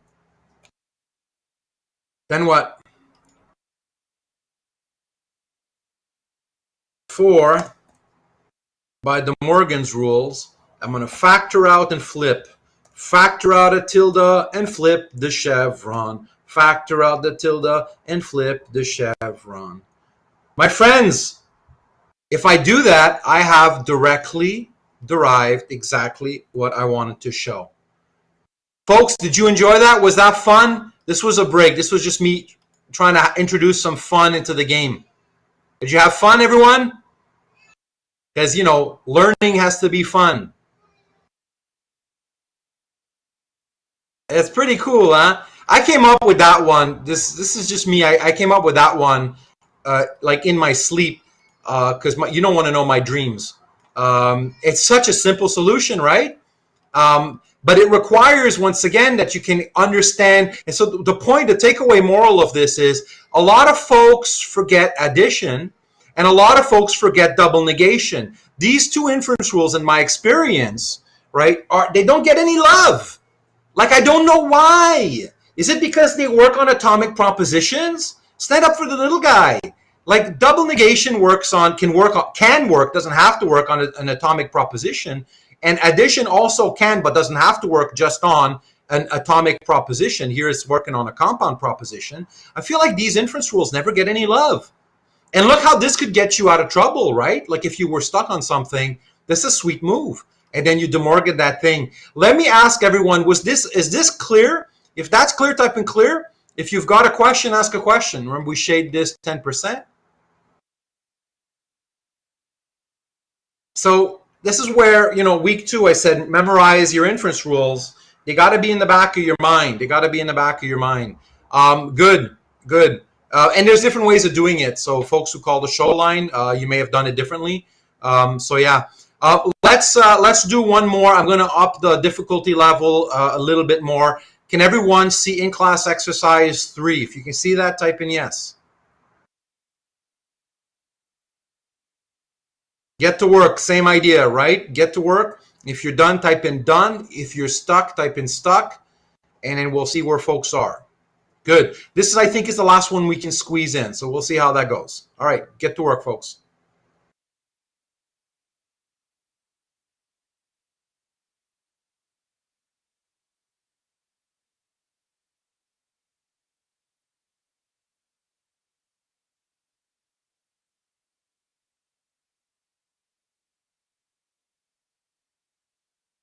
I want to get a sense of how many lines you were able to generate before you ran out of steam.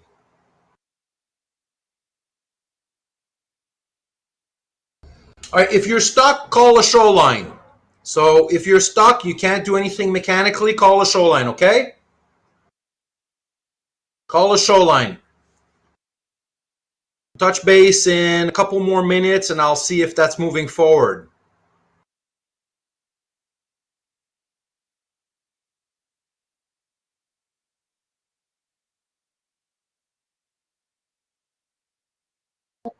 Let's just see who's currently exploring the shoreline. So I heard maybe 1, 2, 3, 4, 5 people stuck. Who's currently trying to figure out a shoreline? Like they're exploring the consequences of one of their shorelines.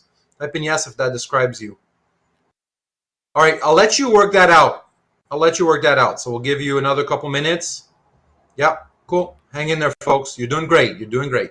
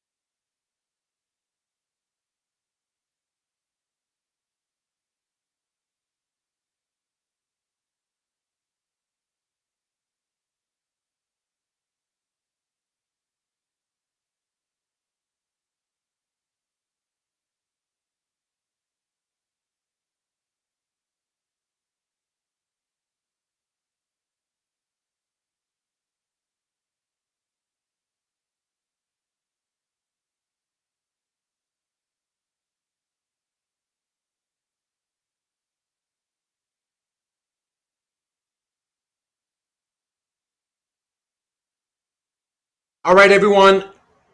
Let's have a look at this together. Are your shorelines, if so, folks are working on a shoreline, did that yield something? If it did, write yes. If it didn't, write no.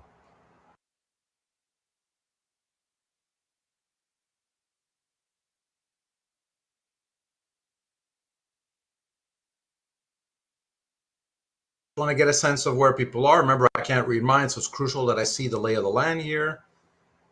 I was in the middle of it. All right, so how about, since a lot of people seem to be moving forward their shorelines, let's give 2 more minutes. So 55. I'll screen share this. 11:55, and then we'll have a look at it going line by line. Yeah, okay, cool. If you're working and it's moving, let's do this. All right, so let's give it, let's say 11:56 or something like that.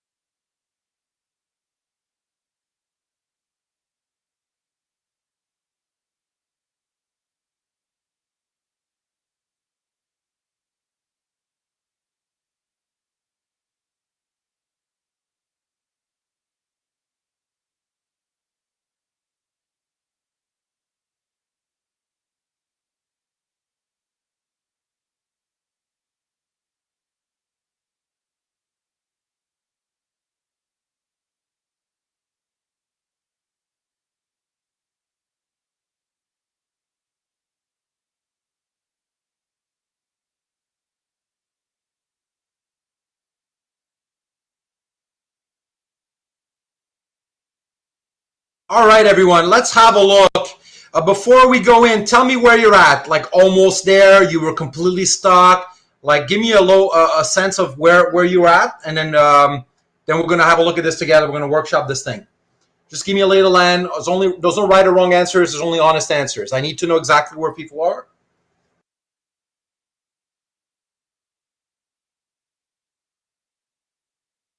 I got a lot of almost. All right, let's give this until 12.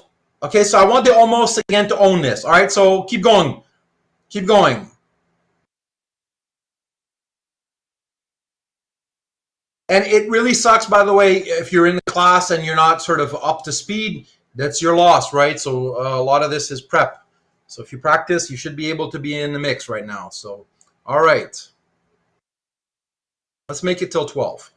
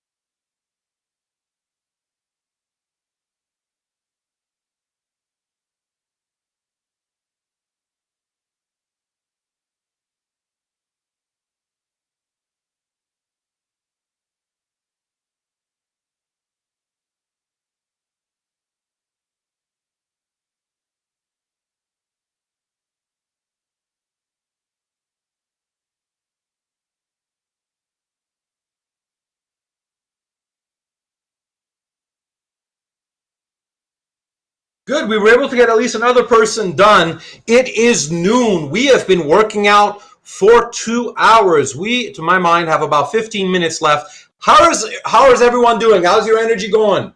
If you're in the dojo, we're practicing with the sensei. How are my kids? How are we doing? Feeling pretty good? Feeling great? Let's figure it out. Let's do this. Okay, everyone. Who's completely pooped, like your brain is mush? Gotta be telling me that as well, right? So I gotta know. Q is not an error. It could be a good thing if we're trying to. Yeah. Okay. So let's. I'm just checking in with people though, because I just want to get to know the total people. How you doing with your energy? And I'm hearing only from a certain subset of students, right? So I'm hoping if I don't hear from you, that's good news, right? So yeah, tired but hanging in there. Good. All right. Let's do this. Let me share screen. This. this exercise. And what I've done here is I've taken the liberty of filling out the first 11 lines before we kind of run out and we have to call a show line. So I'm going to go over these line by line and you'll tell me if that makes sense. So let's go. I want to show this. That's an atomic proposition. That means I'm going to try to show it with an ID, because if it's not anything other than a conditional, I want to try to show it with an ID. So there you go. That's my assumption. I assume it's negation. I put in the premises. That's my table setting. This is me inviting the guests. That earns me 1%. Perfect plumbers, 1 to 4 is everything clear. If everything's perfect, type in perfect. Lines 1 to 4. My perfect plumbers, you're proofing this stuff.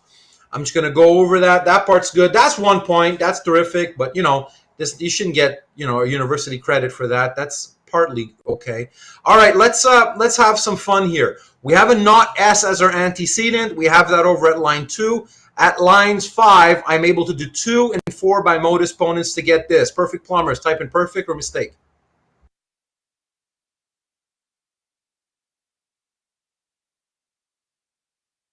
Good.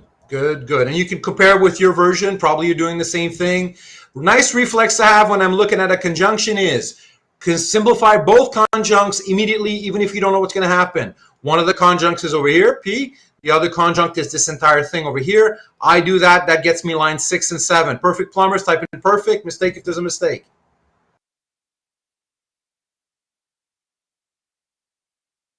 Proofing me, I proof you, we all proof each other. It's a collective inquiry. Good. Here we have a biconditional. We have an equivalence. A nice reflex is decompress that into 2 lines. Perfect plumbers, is everything perfect? Type in perfect if it is. Mistake if I made a mistake. I generated lines 8 and 9 by BC.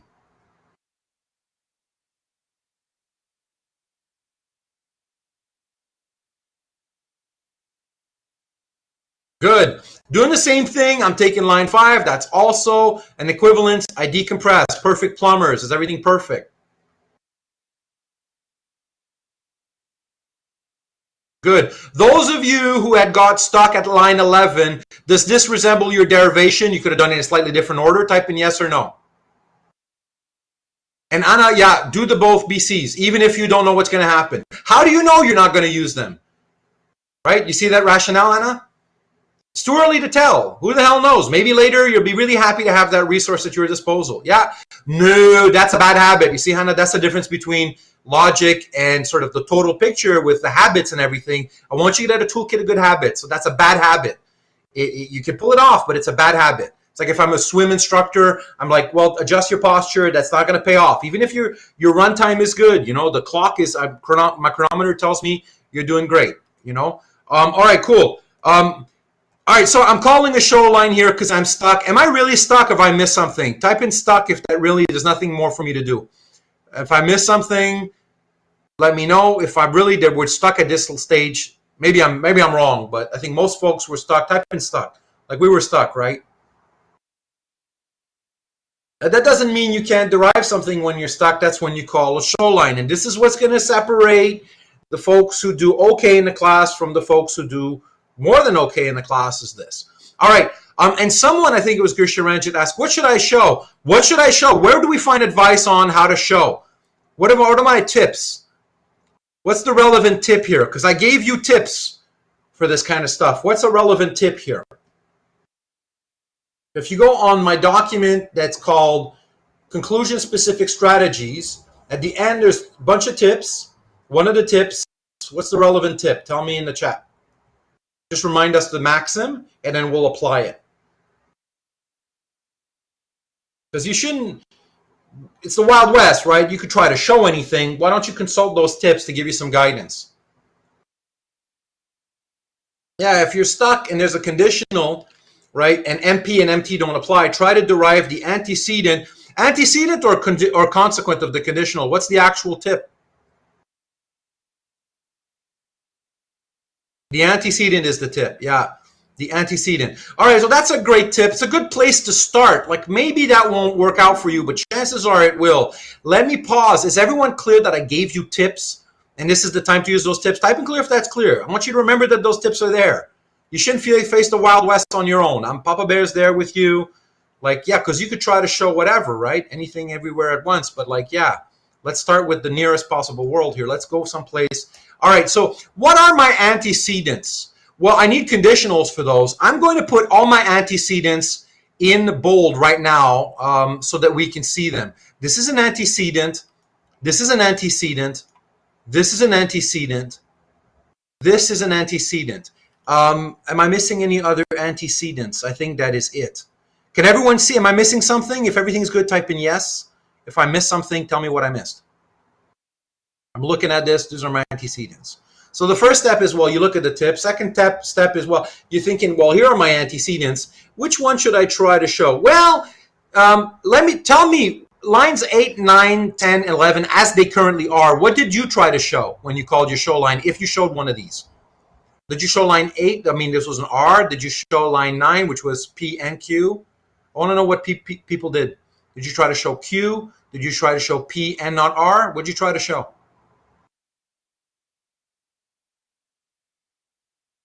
I'm going to tell you, you have to look at these things, right? And ask yourself, suppose I did show it. So happy ending. It's a happy ending. Everything is good. What would you get? Well, you'd get the ability to do a mode exponents and to get a consequent. So look at yourself. Look here. These are juicy consequents over here, right? If you were to get them, you'd get lots happening because you could do some simplification on them. Can everyone see that? Let me put them in orange. Right? Can everyone agree that these are desirable consequences? Man, if we could somehow get them, that would produce more lines than these. Let's put these in, I don't know, what's a stinky color? Like this kind of stinky color here, right? Can everyone see that line 8 has a juicier consequent and line 10 has a juicier consequent? Like if we were to try to show R, we'd be able to do a mode exponents and get this consequent. And if we got to show Q, we're able to get this. These are juicier consequents than the other ones. Can we see that? Type in clear if that's clear. Like you'd probably get more done with that. It's a smarter move, right? It's a smarter move. All right, so I'm just kind of giving you the rationale here, right? So suppose you help yourself to a happy ending, what would happen? Well, okay, so let's go for R. Let's go for R.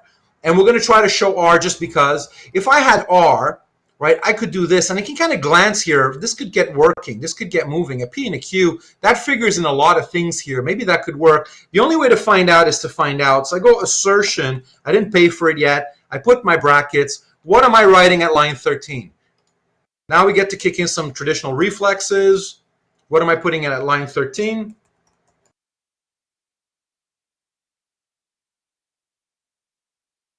Not R, that's an assumption in virtue of indirect derivation. And again, this is all mechanical. Let me pause right now. Our derivation so far has the following live lines: 2, 3, 4, 5. And Hannah, the good habit is that now you have the live lines already there. You don't need to hold it in your head. The paper, or the screen in this case, is holding it for you. 5, 6, 7, 8, 9, 10, 11, and now 13. And these are my live lines. Good. That seems pretty straightforward. Row below, 14. We can have some fun. Suggestions, people. What do I do? Which lines and by what inference rule?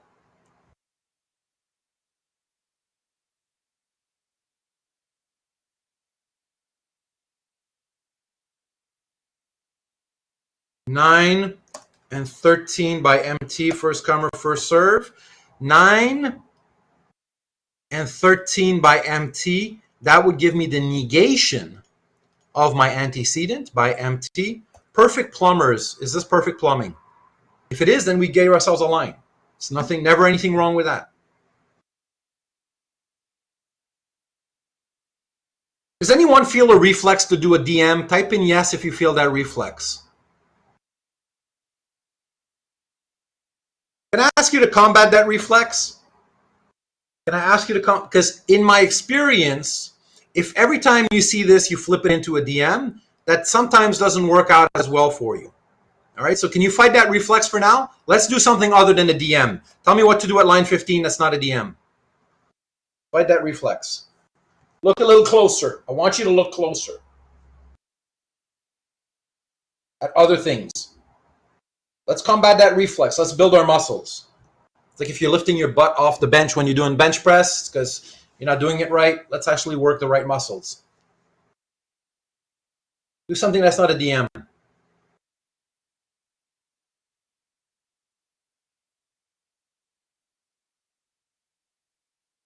could have done instead, or we can do also, Gersharandri. So let's have a look at, what do you say, 8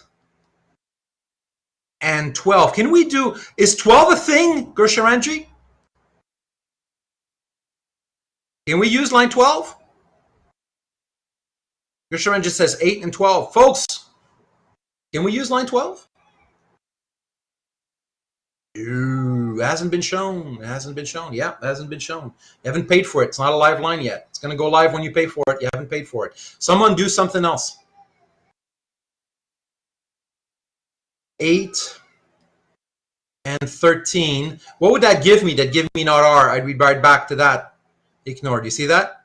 I'd be right back to that. I could totally do that. 8 and 13 by MT. 8 and 13 by MTP. 8 and 13? No, MT you mean. There's no MTP, Ignore. Do you see that? You mean MT, right? Ignore, that makes no sense. So 8 and 13 by MTP. Let me just clarify that. Can we all agree that 8 and Ignore is no big deal? We're going to learn from this. 8 and 13, can everyone see that that's not a thing? Because we don't even have a disjunction to work on for MTP. 8 and 13, that's not a thing? Maybe MT would be? Can everyone see that? Type in yes if you can see that. 8 and M. If I said 8, yeah, cool. 8 MTP, that's just bogus. That's not even in the realm of possibility. Anna says 6. I have no clue where that's going, but let's see where that goes. 6 and 13 by adjunction. 6 is what? P. Adjunction, so I'm going to put a conjunction here. 13, not R. I could do that. Is that productive? Well, let's have a look. Hannah, when you're suggesting that, do you see something? Why is it? Because we could totally adjunct a lot of stuff. Hannah, do you see something? Smart. It was a smart adjunction, I think. Yeah. Can everyone see this? I'm going to put this in color. Can everyone see this? Can everyone see what's in orange? Does that pop out now? Type in yes if you can see that. Can you smell blood? I smell blood. You smell blood? I smell blood. I smell blood. Blood is good. That's a smart adjunction, Hannah. Bump knuckles. All right, cool. Well, given that what we can currently see, what are we doing at line 16? A no-brainer here. Given what we currently see in orange, what should we be doing? What lines by what? We're going to say 11. Get your lines right because it would suck if you screwed up, right? So got to be careful. 11 and 15 by modus ponens. No big deal. Just that's where you got to be real careful. I know in the chat it's no big deal, right? We're just working stuff out. But when it matters, you want to go slow on this stuff. Perfect plumbers. Is everything perfect so far? Type in perfect everything if everything's perfect.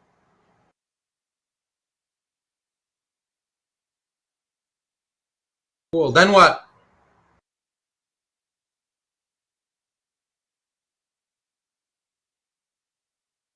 6 and 16 by adjunction. Indivir, I think you are on fire.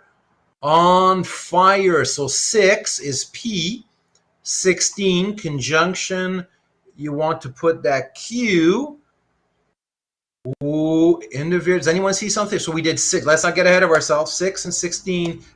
Indivir, you are on fire. Indivir, you are on fire. Why is Indivir on fire? Why was this productive? Can everyone see that? I smell blood. I smell blood.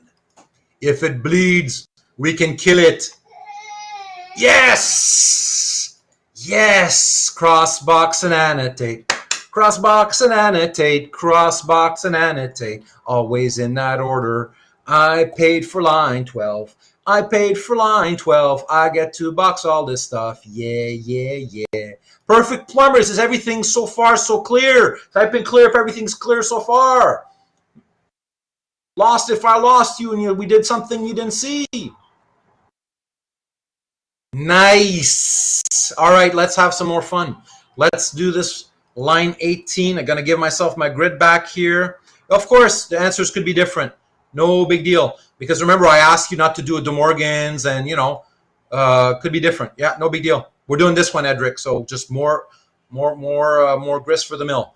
All right, so remember our goal when we were doing line 12, and you can give yourself a rationale if you forget why you tried to show what you tried to show. We were trying to unlock a juicy consequent. So what are we doing at line 18?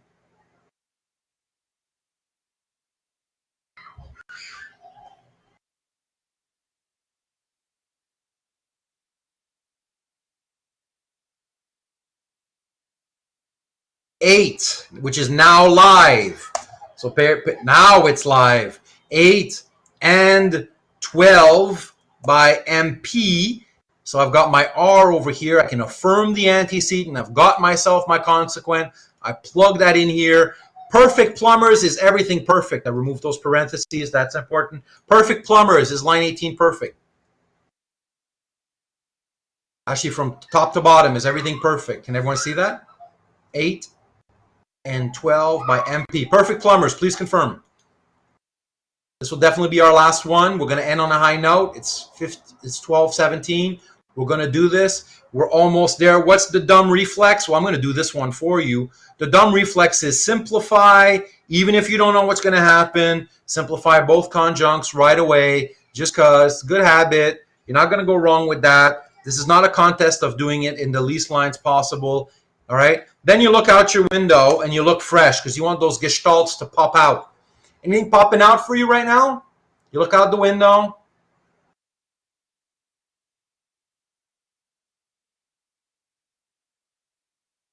Anna says 10 and 20 by MP. Oh, she says, oh, wait. Folks, what should we be doing at line 21? I don't know. You tell me. Have a look at what's on the screen right now. There's lots on the screen, so you got to be fresh. Look outside. Take that deep breath. Stretch your legs. Look at everything that's there. We got a not S. We got this. We got this. We got this. We got a P already.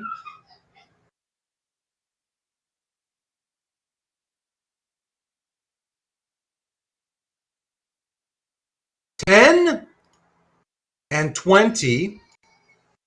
10 and 20. I've got Ignore, Anna, Inderveer telling me to do 10 and 20 by MP. Let's see if that does something. I take 10. I affirm my antecedent Q in virtue of what I got on 20 here. That gives me my consequent. Here we go.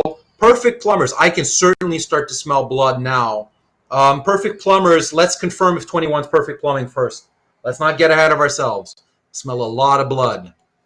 I'm smelling lots of blood. I'm smelling the big kill. I agree. Bring it home, people. Bring it home. What are we doing? We're a move away from the kill.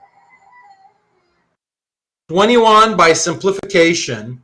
We've already lots of P's on the table, right? We got a P over here. We had a P over here. How about we give ourselves a not R? We're going to go straight for this conjunct. What's going on, my kids? We got ourselves our not R.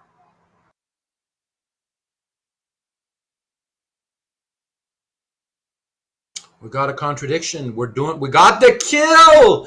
We did it. We did it. Look at this. Let me just zoom out so everything fits on one page. Look at this. Line 12, which is now a live line, and line 22 contradict. Crossbox and annotate. Crossbox and annotate. Crossbox and annotate. Always in that order. And we did it. We proved this damn thing. We derived line 1. We go for our victory lap. We select the whole thing. We remove all this grid stuff. We're going to redo our boxes from the outside in. I'm going to have a big story to tell about how I got line 1. I can't wait to come back home, have a beer, celebrate the hunt, right? And tell my friends how I did this. How did you do it? Well, at line 12, I had to do a little detour though, right? And I got this. That's terrific. And look at this, my friends. We got ourselves a 5 out of 5. I want to ask everyone, are you lost or was this helpful? And that's an exclusive or.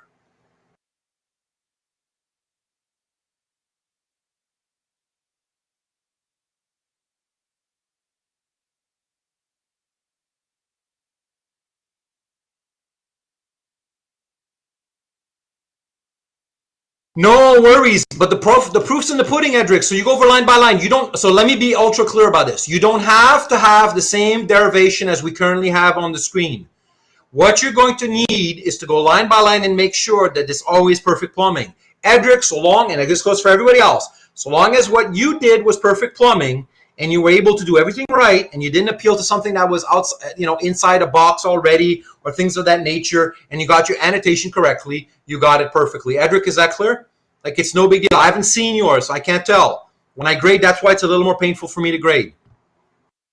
Cool. And let me ask everyone. So I've been asking you a lot of questions. Can everyone paste this in their address bar? Paste it and then click enter and tell me where that leads you. You should be seeing a KPU website. Grab this, what I put in the chat bar, paste this in, and you should be able to see a KPU website. If you can see it, type in yes.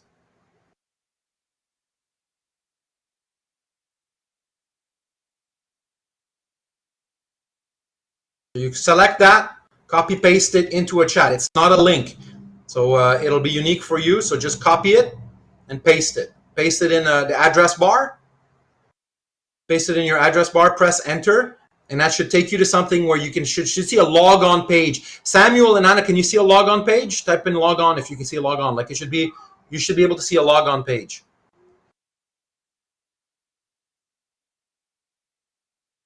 Perfect. All right. So you know what this is? This is teaching evaluations. My friends, the only reason I'm any good at this is because other kids before you told the world that I was good at this, which allows me to keep getting better and better and teach this stuff. I need you to fill this out. So here's good news. If more than half the class fills out a teaching evaluation, the thing I just put in the chat bar, everyone gets an extra 2%. Does that sound like a plan? So if more than half the class fills this out, everyone gets 2% on top of everything. Does that sound good? That's a good deal? And you've probably got an email about this stuff, right? Let KPU know this was a good class. It's not an easy class, but it's arguably the best thing you're going to get out there. At least I'm trying my darndest to make sure that's the case. Shop and compare if you want to confirm that. By the way, folks, if you're taking another class, right, let's say, just to give you a sense, if I say, let's say, so you say, Mark, say there's a great logic teacher. There is a great teacher at KPU, right? There is a great teacher who has kids. How's this? Who has kids? And if you had this proposition, right, there's a great teacher who has kids. In a system of logic that I taught you, you just put P, right? If you go to another class, this is what you would put, right? There is an X such that this X is great and is a teacher and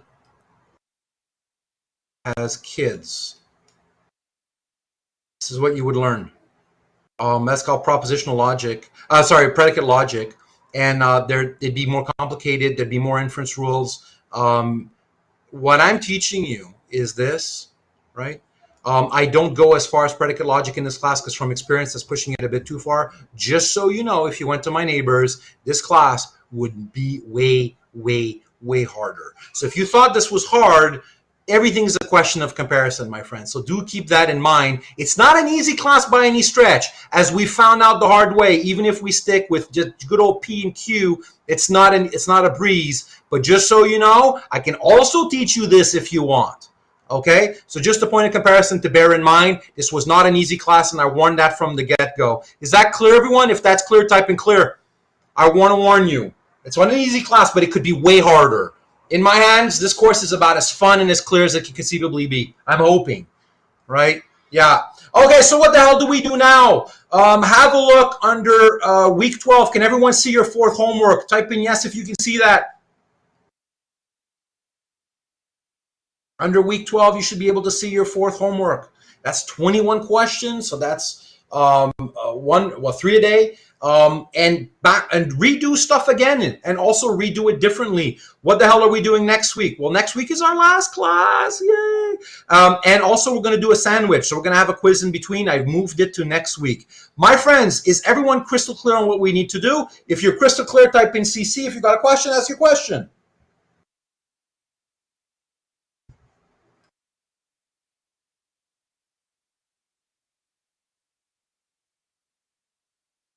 And we're a little over the time, but I think we did terrific. Yeah, you go in online. We meet at the room next week. Paste that into copy paste again if you haven't done so already. What I just pasted, you can find the link elsewhere, but just paste that in your address bar. We meet at Big Blue Button. We do a sandwich. We touch base. We workshop some stuff, preferably the fourth homework. So when I say we do a sandwich, the first bun's going to be you ask me questions about the fourth homework. We workshop that thing. Then we do 45-minute quiz, and then we come back again and we grade the quiz together so you can learn, because that's the last chance to learn. That's the last time we talk. On that note, my friends, if you need me, office time begins, and we're done. Class dismissed. Say goodbye. See you next week. And thanks for your understanding. My kids were a little crazy in the background today. It's really something. Yeah, agreed, my friend. It's nice to exhale. That's a nice exhale. I share that exhale. We had such a good workout. I'm busting my butt because I'm multitasking, doing all this stuff while you're doing it. Hannah, terrific work today. Ignore, see you next week. Jaspreet, take care. Fill out that teaching evaluation. Let my boss know if this class was good. One of the best things about KPU is that they monitor that stuff. Kamal, you take care of Gusharanjit. Spencer, Bardia, you have a good week. You have a good day. Enjoy the sun today. Shivam Satsukal, my friend. Spencer, everybody. Inderveer, you were on fire. Really well done today. Good. Edric, same. You did great today. You did great. And Edric, I know we have a loose ends. We have a few questions you wanted to ask, so office time's a great time to ask them. I'll wait to make sure that folks got everything they need. But Dimitro, Shakshi, James, come. If you need anything from me, you let me know. Otherwise, we say goodbye. LJ, Samuel, if you need anything, I'm going to stick around. Otherwise, yeah, cool. Go into something a little more. Yeah, we want to do a deep dive and push it to the next level. I still got some brain juice, and I'll give you everything I got. Samuel, you want to do a deep dive. Edric, you going to stick around for some advanced stuff? A bit. Cool. Yes. All right. Anybody else want to stick around and ask some questions? You let me know, and then I'll kind of triage, because the first things first. I just want to make sure that we do this kind of an ascending order of difficulty. Dimitro, if you need me, you let me know. Otherwise, you have a good week and work on your stuff. I haven't spoken to Dimitro today, so if I do not have to submit if I don't have time to submit, then I can write quiz 3 and grade will be displayed from the first quiz and third quiz. So I take your best too, Dimitro. So whatever that happens, I don't know what's the story behind that. So when that's all said and done, I look at my spreadsheets and I add the best 2. So if you did terrific on the 2, then you could conceivably skip 1. Yeah, no big deal. So no problem, Dimitro. How's it going today? So I haven't spoken to you in a little while. How's it going, Dimitro? Where were you at on a scale of 1 to 10? Like 10, you got this. 0, you're completely lost. Where are you at on a scale of 1 to 10? It's okay. Give me a number to that. Well, that's good then. 9. I'm happy with that. Go in peace, my friend. Hug someone you love. Have a good day. I must admit, I forgot about the antecedent, the rules and stuff like that on the exercise. Yeah. Exercise 3. I completely I went blank when I forgot about that one. Bye, Dimitro. Yeah, I know it sucks. Well, Samuel learned the lesson the hard way last week, right? When we did our sandwich. Am I right, Samuel? You had also forgotten the tips, and you were like, "Damn it!" Yeah. To me. It's a lot to internalize and have on hand like right away, right? So it's just more practice. Yeah, of course. There's no denying. And Shakshi, do you need me for something, Shakshi? So you're still around. Type in yes if you do, and I'll give you as much energy as I can. Just want to know because you're still around. All right. So one of the things that's really important is there are crucial things that need to be committed to memory, so you don't always consult these files. 3 hours will go by like super quickly if you're always going back and forth between all these different documents that I gave you. So it's crucial that you internalize, and by that I mean memorize some of these crucial things. And sometimes the way to do that is to, it hurts a little bit, like, it pinches like you just did today. Edric, I don't think you'll ever forget that tip. Am I right? Yeah. What was the conclusion specific strategies? It was the first page, right? Yeah. Last page of the conclusion specific strategies, I end on a bunch of tips. And Shakshi, I know that you're typing. I look forward to helping you out because I don't think that we've spoken so far in today's class. I'll see what I can do, and then I'll give some attention to Samuel and Edric. It's 12:30. I'm meeting someone at 1, so we still got 29 minutes. Oh, I guess I can go then because I'm just curious on one question on the No, third you derivation. can stick around. You can stick around, no problem. Shakshi, if everything's fine, then go have a good week. If you don't need me, just goodbye. And I just wanted to check in with you. Put a battery on that mouse. Same thing for mine too. My battery died. Yeah, it happens, right? I got a wireless mouse, and it happens, right? Doesn't that suck it? But you got to have a battery on standby. Man, would it ever suck if you didn't have anything to kind of do it. Shakshi, are you good? Shakshi, if you're good, then see you next week. I just want to really make sure, because that your mouse died still doesn't let me know conclusively whether or not you needed my help.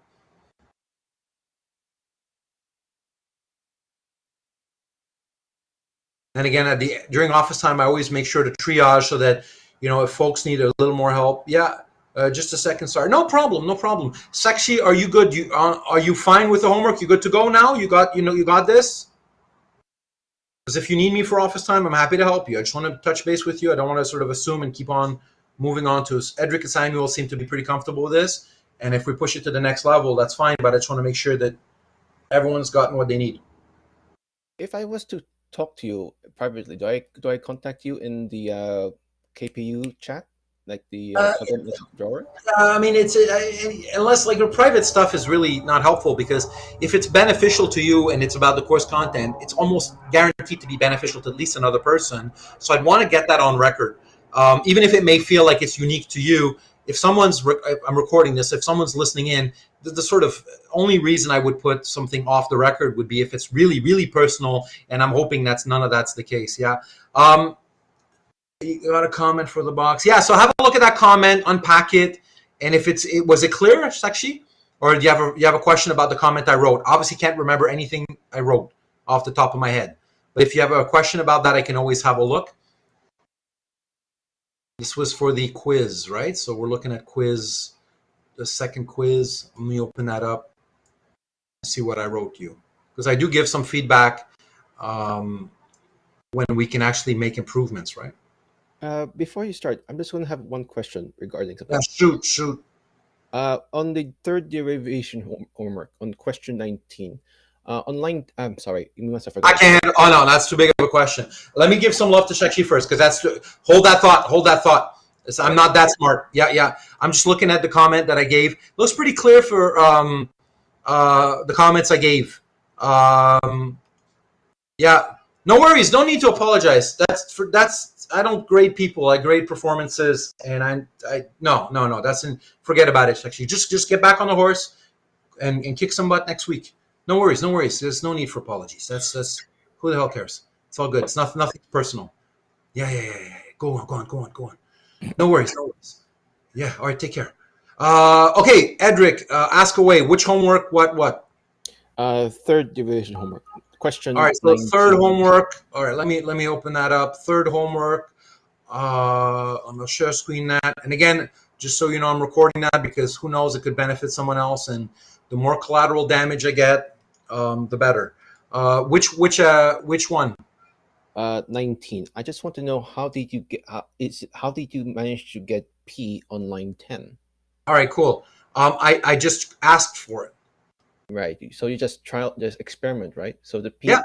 I literally, I was upfront. Like I said, I called P at this show line by a bit of trial and error because nothing worked. I'm just being honest. Like I just went ahead, I did a bunch of stuff, and nothing was working. And then, it's only a finite amount of things that can be done, right? I mean, realistically, I'm not going to ask for K. That's not going to move things forward, And so, yeah, I could have asked for a bunch of other stuff. But yeah, I went for that and that worked out just fine. That is it. There's nothing more mysterious than that. I'm sorry to say. So you just added like thin air, for example, like that, and you just experiment how you go. Yeah, it's not thin air when it's the product of trial and error, right? So I mean, look, I teach an epistemology, a certain epistemology about Charles Sanders Peirce, who's arguably one of our greatest philosophers, and he talks a lot about this process of inquiry, both at any scale, the individual, collectives, as a scientific community. And there's an element where you're going to guess, or at least venture forth and try to test a hypothesis. Which of the many hypotheses are you going to test? Well, clearly, if you've had a string of unsuccessful hypotheses, The next one that you're going to elect to test, because you have a finite amount of resources, whether it's time, money, instruments, and whatnot, is clearly going to be influenced by your failures to produce successful hypotheses, in the past. So that's literally what's happened. So this is why we call these systems of logic systems of natural deduction, because they do model in an important way how we do reason. And there's nothing fancier, and I'm being upfront about this. I called for a P at this show line by a bit of trial and error, because nothing worked. That is it. Okay. And my friend, I have to say, from a cognitive science / artificial intelligence standpoint, if you could give an algorithmic procedure for the generation of the next, and Samuel, if you remember my talk on AI, you'll hear me saying familiar things. If you could reduce to a rule which of the infinite amount of possibilities that you could explore next, right, we would be God, right? You can't reduce that to a rule. And the thing is, I can give you rules of thumb like the tips that we just spoke about a moment ago, but in this instance, it just really was trial and error and then happening upon something. Importantly, though, once you can prove and you've got the receipts, the proof's in the pudding. That is it. Okay, I'm just trying to imagine if I was going to do like that situation and adding P on one of the problems conclusions. Okay, because if I am stuck like before 9, then I have to add P for experiment, like trial and error and stuff, right? Yeah. And you could look. The advice that I gave you says try to show the antecedent of a conditional. Well, you got line 4 and you got line 5, and I don't know if I did this. I don't recall if I did this, because remember, it's just an advice. It's not guaranteed that you're going to get things moving again. But maybe this could have gotten things moving again. I don't know if I tried and I didn't. Could be that I never even bothered to try, or I tried different things. But it is what it is. We could try it differently. I can open this up and we could do it again. And who knows, maybe something else could work. And that's just the way these things are. That's just what makes them, like I said, there's an element there that mimics human reasoning far more closely than, say, truth tables, because no one's an idiot savant, that thinks that way. There's no one who thinks like a truth table. If you did, you'd be some antisocial, autistic, weird, strange mutant. This is how we actually reason, and we try to test out whether or not things hold in virtue of what we've said. That's it. And Samuel, who's taken he's doing a philosophy major, has seen this in practice. Samuel, you can attest, when we juggle with ideas, let's say in metaphysics, you see me doing this constantly. We experiment and see where things go, right? And we don't know where they're going to go in advance of testing them. And that's just part and parcel. That's part for the course. You have to branch out first to an idea and then try to test it.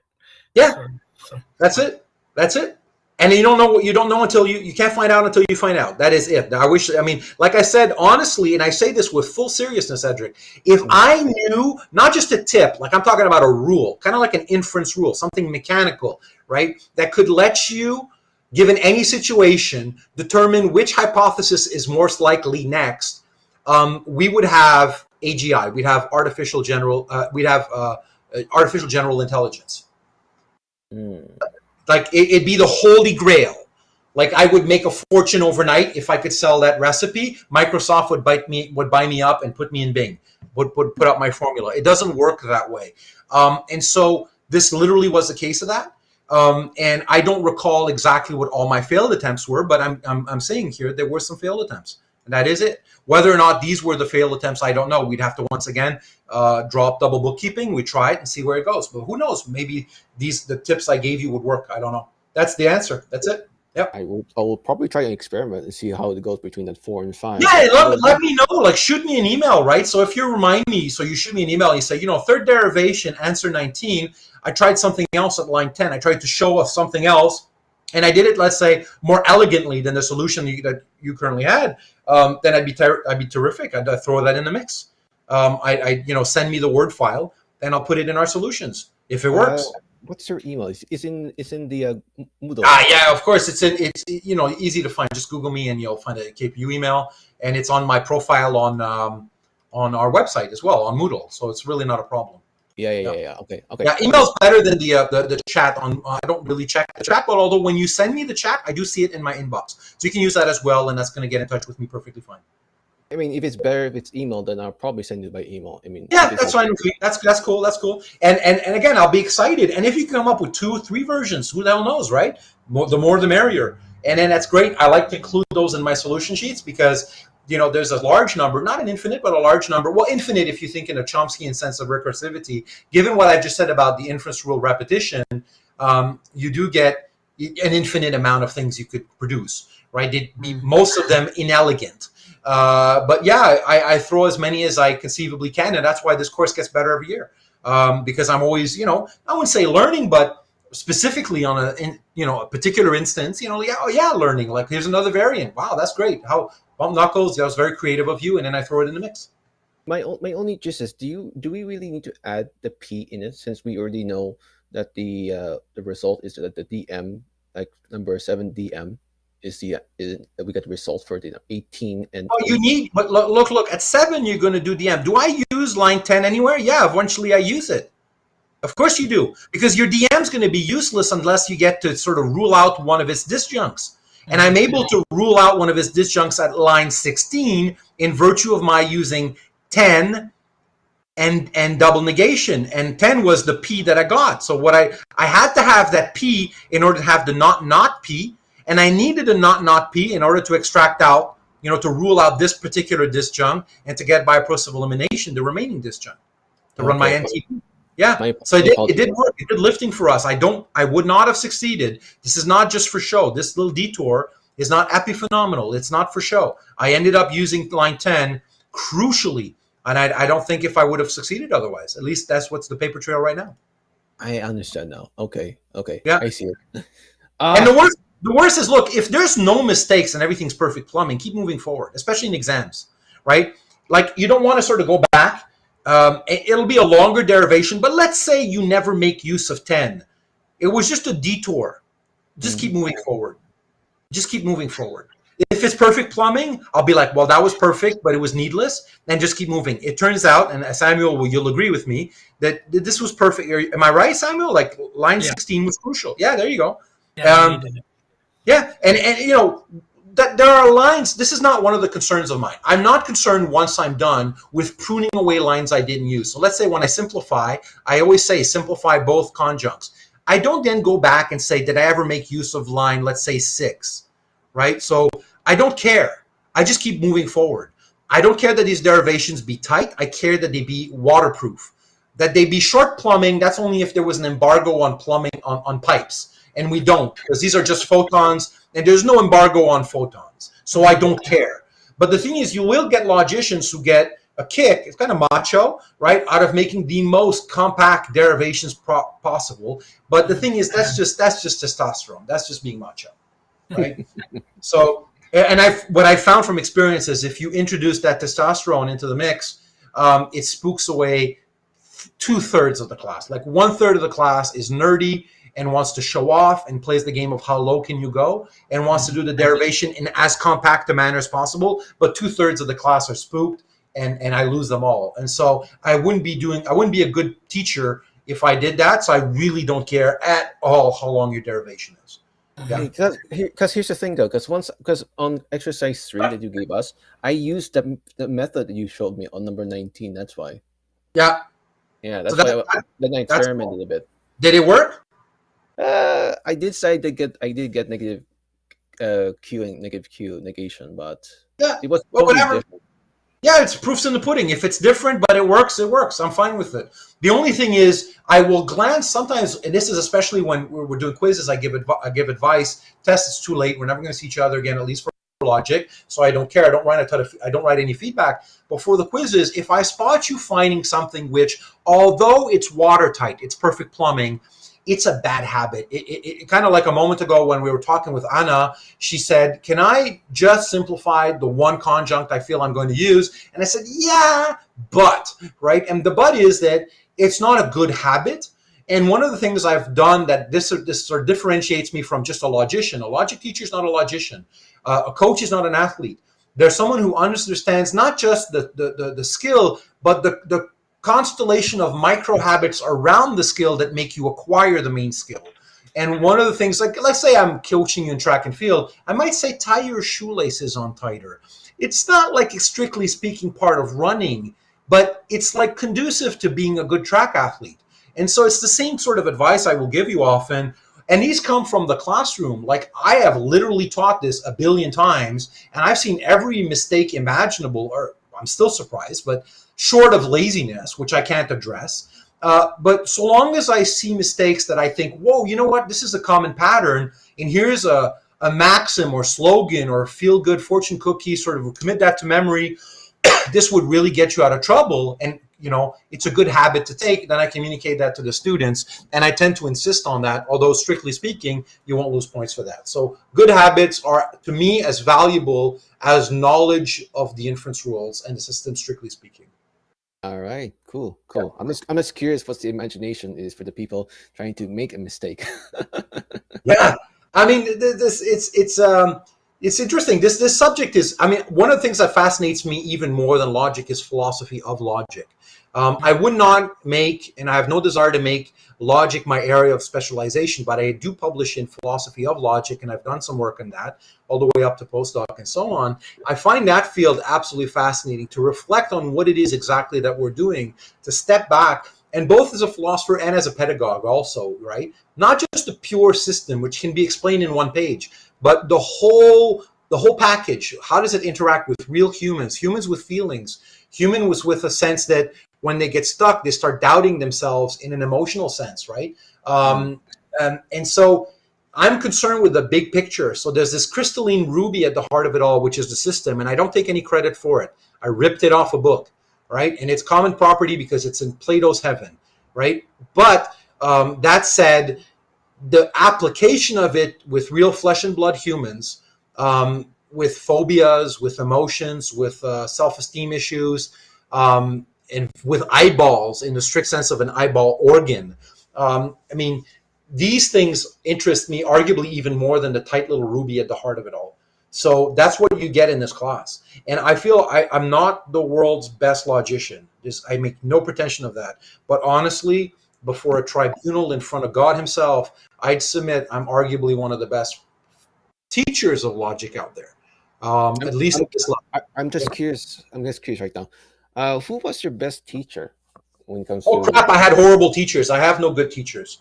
Really? Oh shit. Yeah. Well, I mean, I TA'd for some. I remember Francisco Holtvez was a guy at York when I was a PhD student. I TA'd for. He was pretty good. I ripped off a lot of gimmicks from him. He was easygoing with the students, and he managed to. I mean, obviously, try to take it to the next level, but I ripped off a lot of little tricks from him. But mostly, I'm also self-taught in logic. One of the things you have to understand is I didn't do a BA in philosophy. I've never actually, strictly speaking, taken a logic course in my life. Okay, so you have your own style, like the movie. Yeah. Strictly speaking, if you go over all of my transcripts, I've never actually taken. I began my first logic class at the graduate level. I'm self-taught all the way up to PhD level at logic. So, yeah. That's probably why the course is structured in a much more. Well, I think so. I mean, look. Thank you, Shakshi. I think that's the best thing that could have happened to me.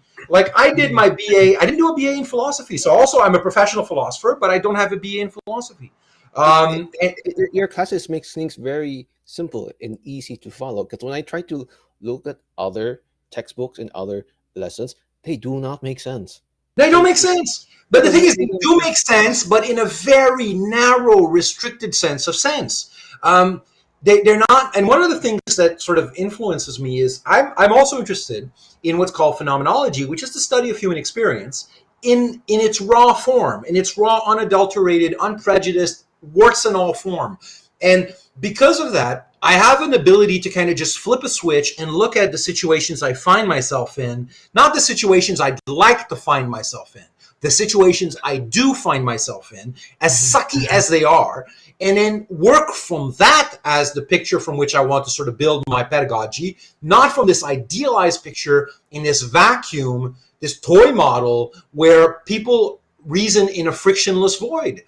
We're not logical beings, we're psychological beings. And we sort of abstract from that a toy conception of ourselves as logical beings. But you can't never lose sight of the fact that your reality as Edric and my reality as Mark and your reality as Sakshi and your reality as Samuel is it's a total sum, and it includes things that are completely irrational, like emotions. It includes things that are embodied in biological, like eyeballs that get tired, that have a hard time seeing things unless they're put in different fonts. Things as stupid as that. And they're not stupid, because if they're a difference that makes a difference, then they need to be part of the mix.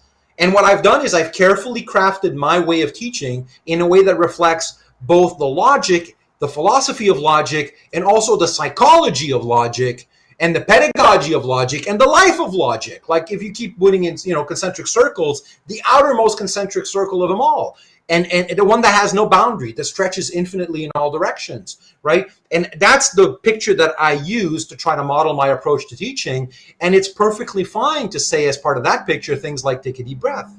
Like, if that's the thing that makes a difference, but if I say get up and stretch your legs, that's strictly speaking, that's not an inference rule. I don't have a little box for that. You stretch your legs, take a deep breath, go to the washroom. These things are not, strictly speaking, things I want to put in the system itself. But trust me, they make all the difference. Wow. Yeah. And look, and as being a philosopher, I'm able to narrate, everything that I do. Like, there's a level of self-awareness. I rely on these things, but nothing's an accident. Nothing you'll ever see with me in a classroom setting is an accident.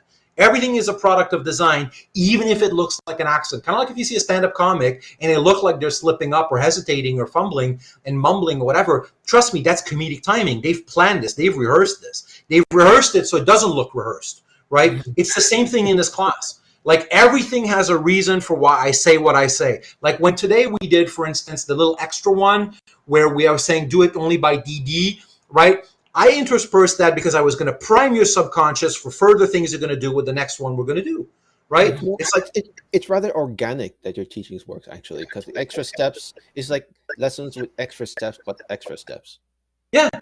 yeah. And the thing is, I captures the spirit of what, if you want to do the history behind the system that I'm teaching right now, which is a system of natural deduction, the intent foundationally, right, was Lukasiewicz, one of the great Polish logicians, called for. He said, we have this great system of logic, but it doesn't actually model the way humans reason. Wouldn't it be great if we developed a system of logic that more closely resembled how we actually logically deliberate, both as individuals and in a community where we raise objections and we draw inferences and whatnot. And Gerhard Gentzen was the one who first formalized something that resembles the systems that I'm teaching you right now. And I think it was a work of genius, because it really did model and approximate it, not perfectly, it's still a toy model, but really much more closely how we do in fact reason. I mean, none of the inference rules that I teach you are inference rules that I can't actually convey in normal language. They all make sense. Like when I was teaching that mandala with MP, MT, and their evil twins, you're capable of rendering these in a way that even if you abandon the logical formulae, will still be gelling with what we in the business called informal logical intuitions. And that's, I think, a work of genius. I mean, Gerhard Gentzen made, I think, a pioneering advance in our understanding of the mind, a region of the mind that, let's say, most psychologists and Dr. Phil neglect, which is the logical region, which is maybe not representative of the whole. Maybe like on a good day, 3% of who you are is logical, but it's not nothing. And it is a crucial part, because it's the part we ought to turn to in figuring out how to do things, figuring out what to do in the world. Let's say we have a disagreement, for instance. Well, our nostrils can flare and we can foam at the mouth and we can have a verbal argument and scream at each other. But we can also tune into that 3%, you and I, and then externalize our disagreement onto a sheet of paper and jointly calculate who's right and who's wrong and grow together. And that joint process, to me, I mean, as I see the world polarizing into further and further discord, is our one sliver of hope. And so in addition to just being this purely math-like subsystem, I do share with Gottfried Leibniz this ambition, and Leibniz was kind of like the one who first envisioned this, that our disagreements could be solved by calculation. And so is yeah. Is the philosophy behind the logic, is it to, in this case, with this system, I assume that you're, by making it more reflective of how people reason, you mean like the derivation process? Yeah, the derivation specifically. Yeah. None of that would apply, let's say, to the truth tables. Yeah. So is the value in that more that it would sort of confer like an epistemological accuracy to? Yeah, of course. Well, look, I mean, I gave you folks an example from philosophy of religion, right? And the example that I gave, as unappealing as one may find a conclusion, you either have to show that I made a mistake in my logical steps or that one of my premises is false. If you want to reject the conclusion, that's the only game in town. You either show me that one of the premises was false, in which case, I didn't pour water into one of the plumbings, and so you don't have to accept the conclusion, or you have to show that there was a leak somewhere, that there was an error in the reasoning. The problem with that is it leads to a conclusion, and as unappealing as that may be for someone who wants to reject it, the premises it proceeds from are true, and the steps are perfectly provable. And that, for a philosopher, that's gold. That's absolute gold. For someone who does want to make progress on these issues, and you're a philosophy major, if you can demonstrate that what you're saying proceeds from premises that I myself would be willing to accept, and then in a step-by-step manner moves me from your premises to the conclusion that you recommend, I, on pain of contradiction, have to accept what you say. So the value of doing that in this method as opposed to like a truth table method would be that it's more accessible to and of course you need the truth table because we don't want the small inferential steps that we cataloged in our 10 inference rules to be pulled out of thin air, and we want to have a method. Also, the truth tables are more powerful than derivations because they sift the invalid from the valid. Derivations only prove the valid. If you were in front of an invalid argument, the only evidence that you would have via derivation for why you're in front of an invalid argument is, as much as you would try, you would never succeed to derive the premise from the conclusion. I assume that the truth table is much more reliable than the derivation because you think that the truth table is more on the logical system? No, it's not. I would say reliable. This is still perfect plumbing. It's more powerful because it does something that the derivations can't do. Derivations only work on valid arguments. They can't tell you whether or not you're in front of an invalid argument because the only indication that you would be in front of an invalid argument while doing a derivation would be your continued inability to derive it. And when would you be able to stop, shrug your shoulders, and say, I'm unable, therefore it's invalid? It's not on me, it's on it. There's no principled way to tell that because you could always say it's a shortcoming of my lack of imagination, my limitations in reasoning. Okay, gotcha. So it's like the truth table is like giving you an option if it's bad or good. Yeah, and then once you're on the good side, then you can do it in a way that's human-like. I was thinking like it was between. No. I'm gonna have to wrap up. This was a great conversation, but I do have an appointment with another student at 1:00. I'm going to bump knuckles with both of you because you've been working really well. It's actually with all three of you, actually, because I know you've been hanging in there. I hope this was a great conversation. I certainly enjoyed this subject. So for me, I got to close the tap at some point because it would be endless. And on that note, I will wish you a good week, and we'll talk again next week. Yeah. Thank you. Yeah. Keep working hard. Bye-bye, everyone. All right. Bye-bye. Cheers. Bye, my friend.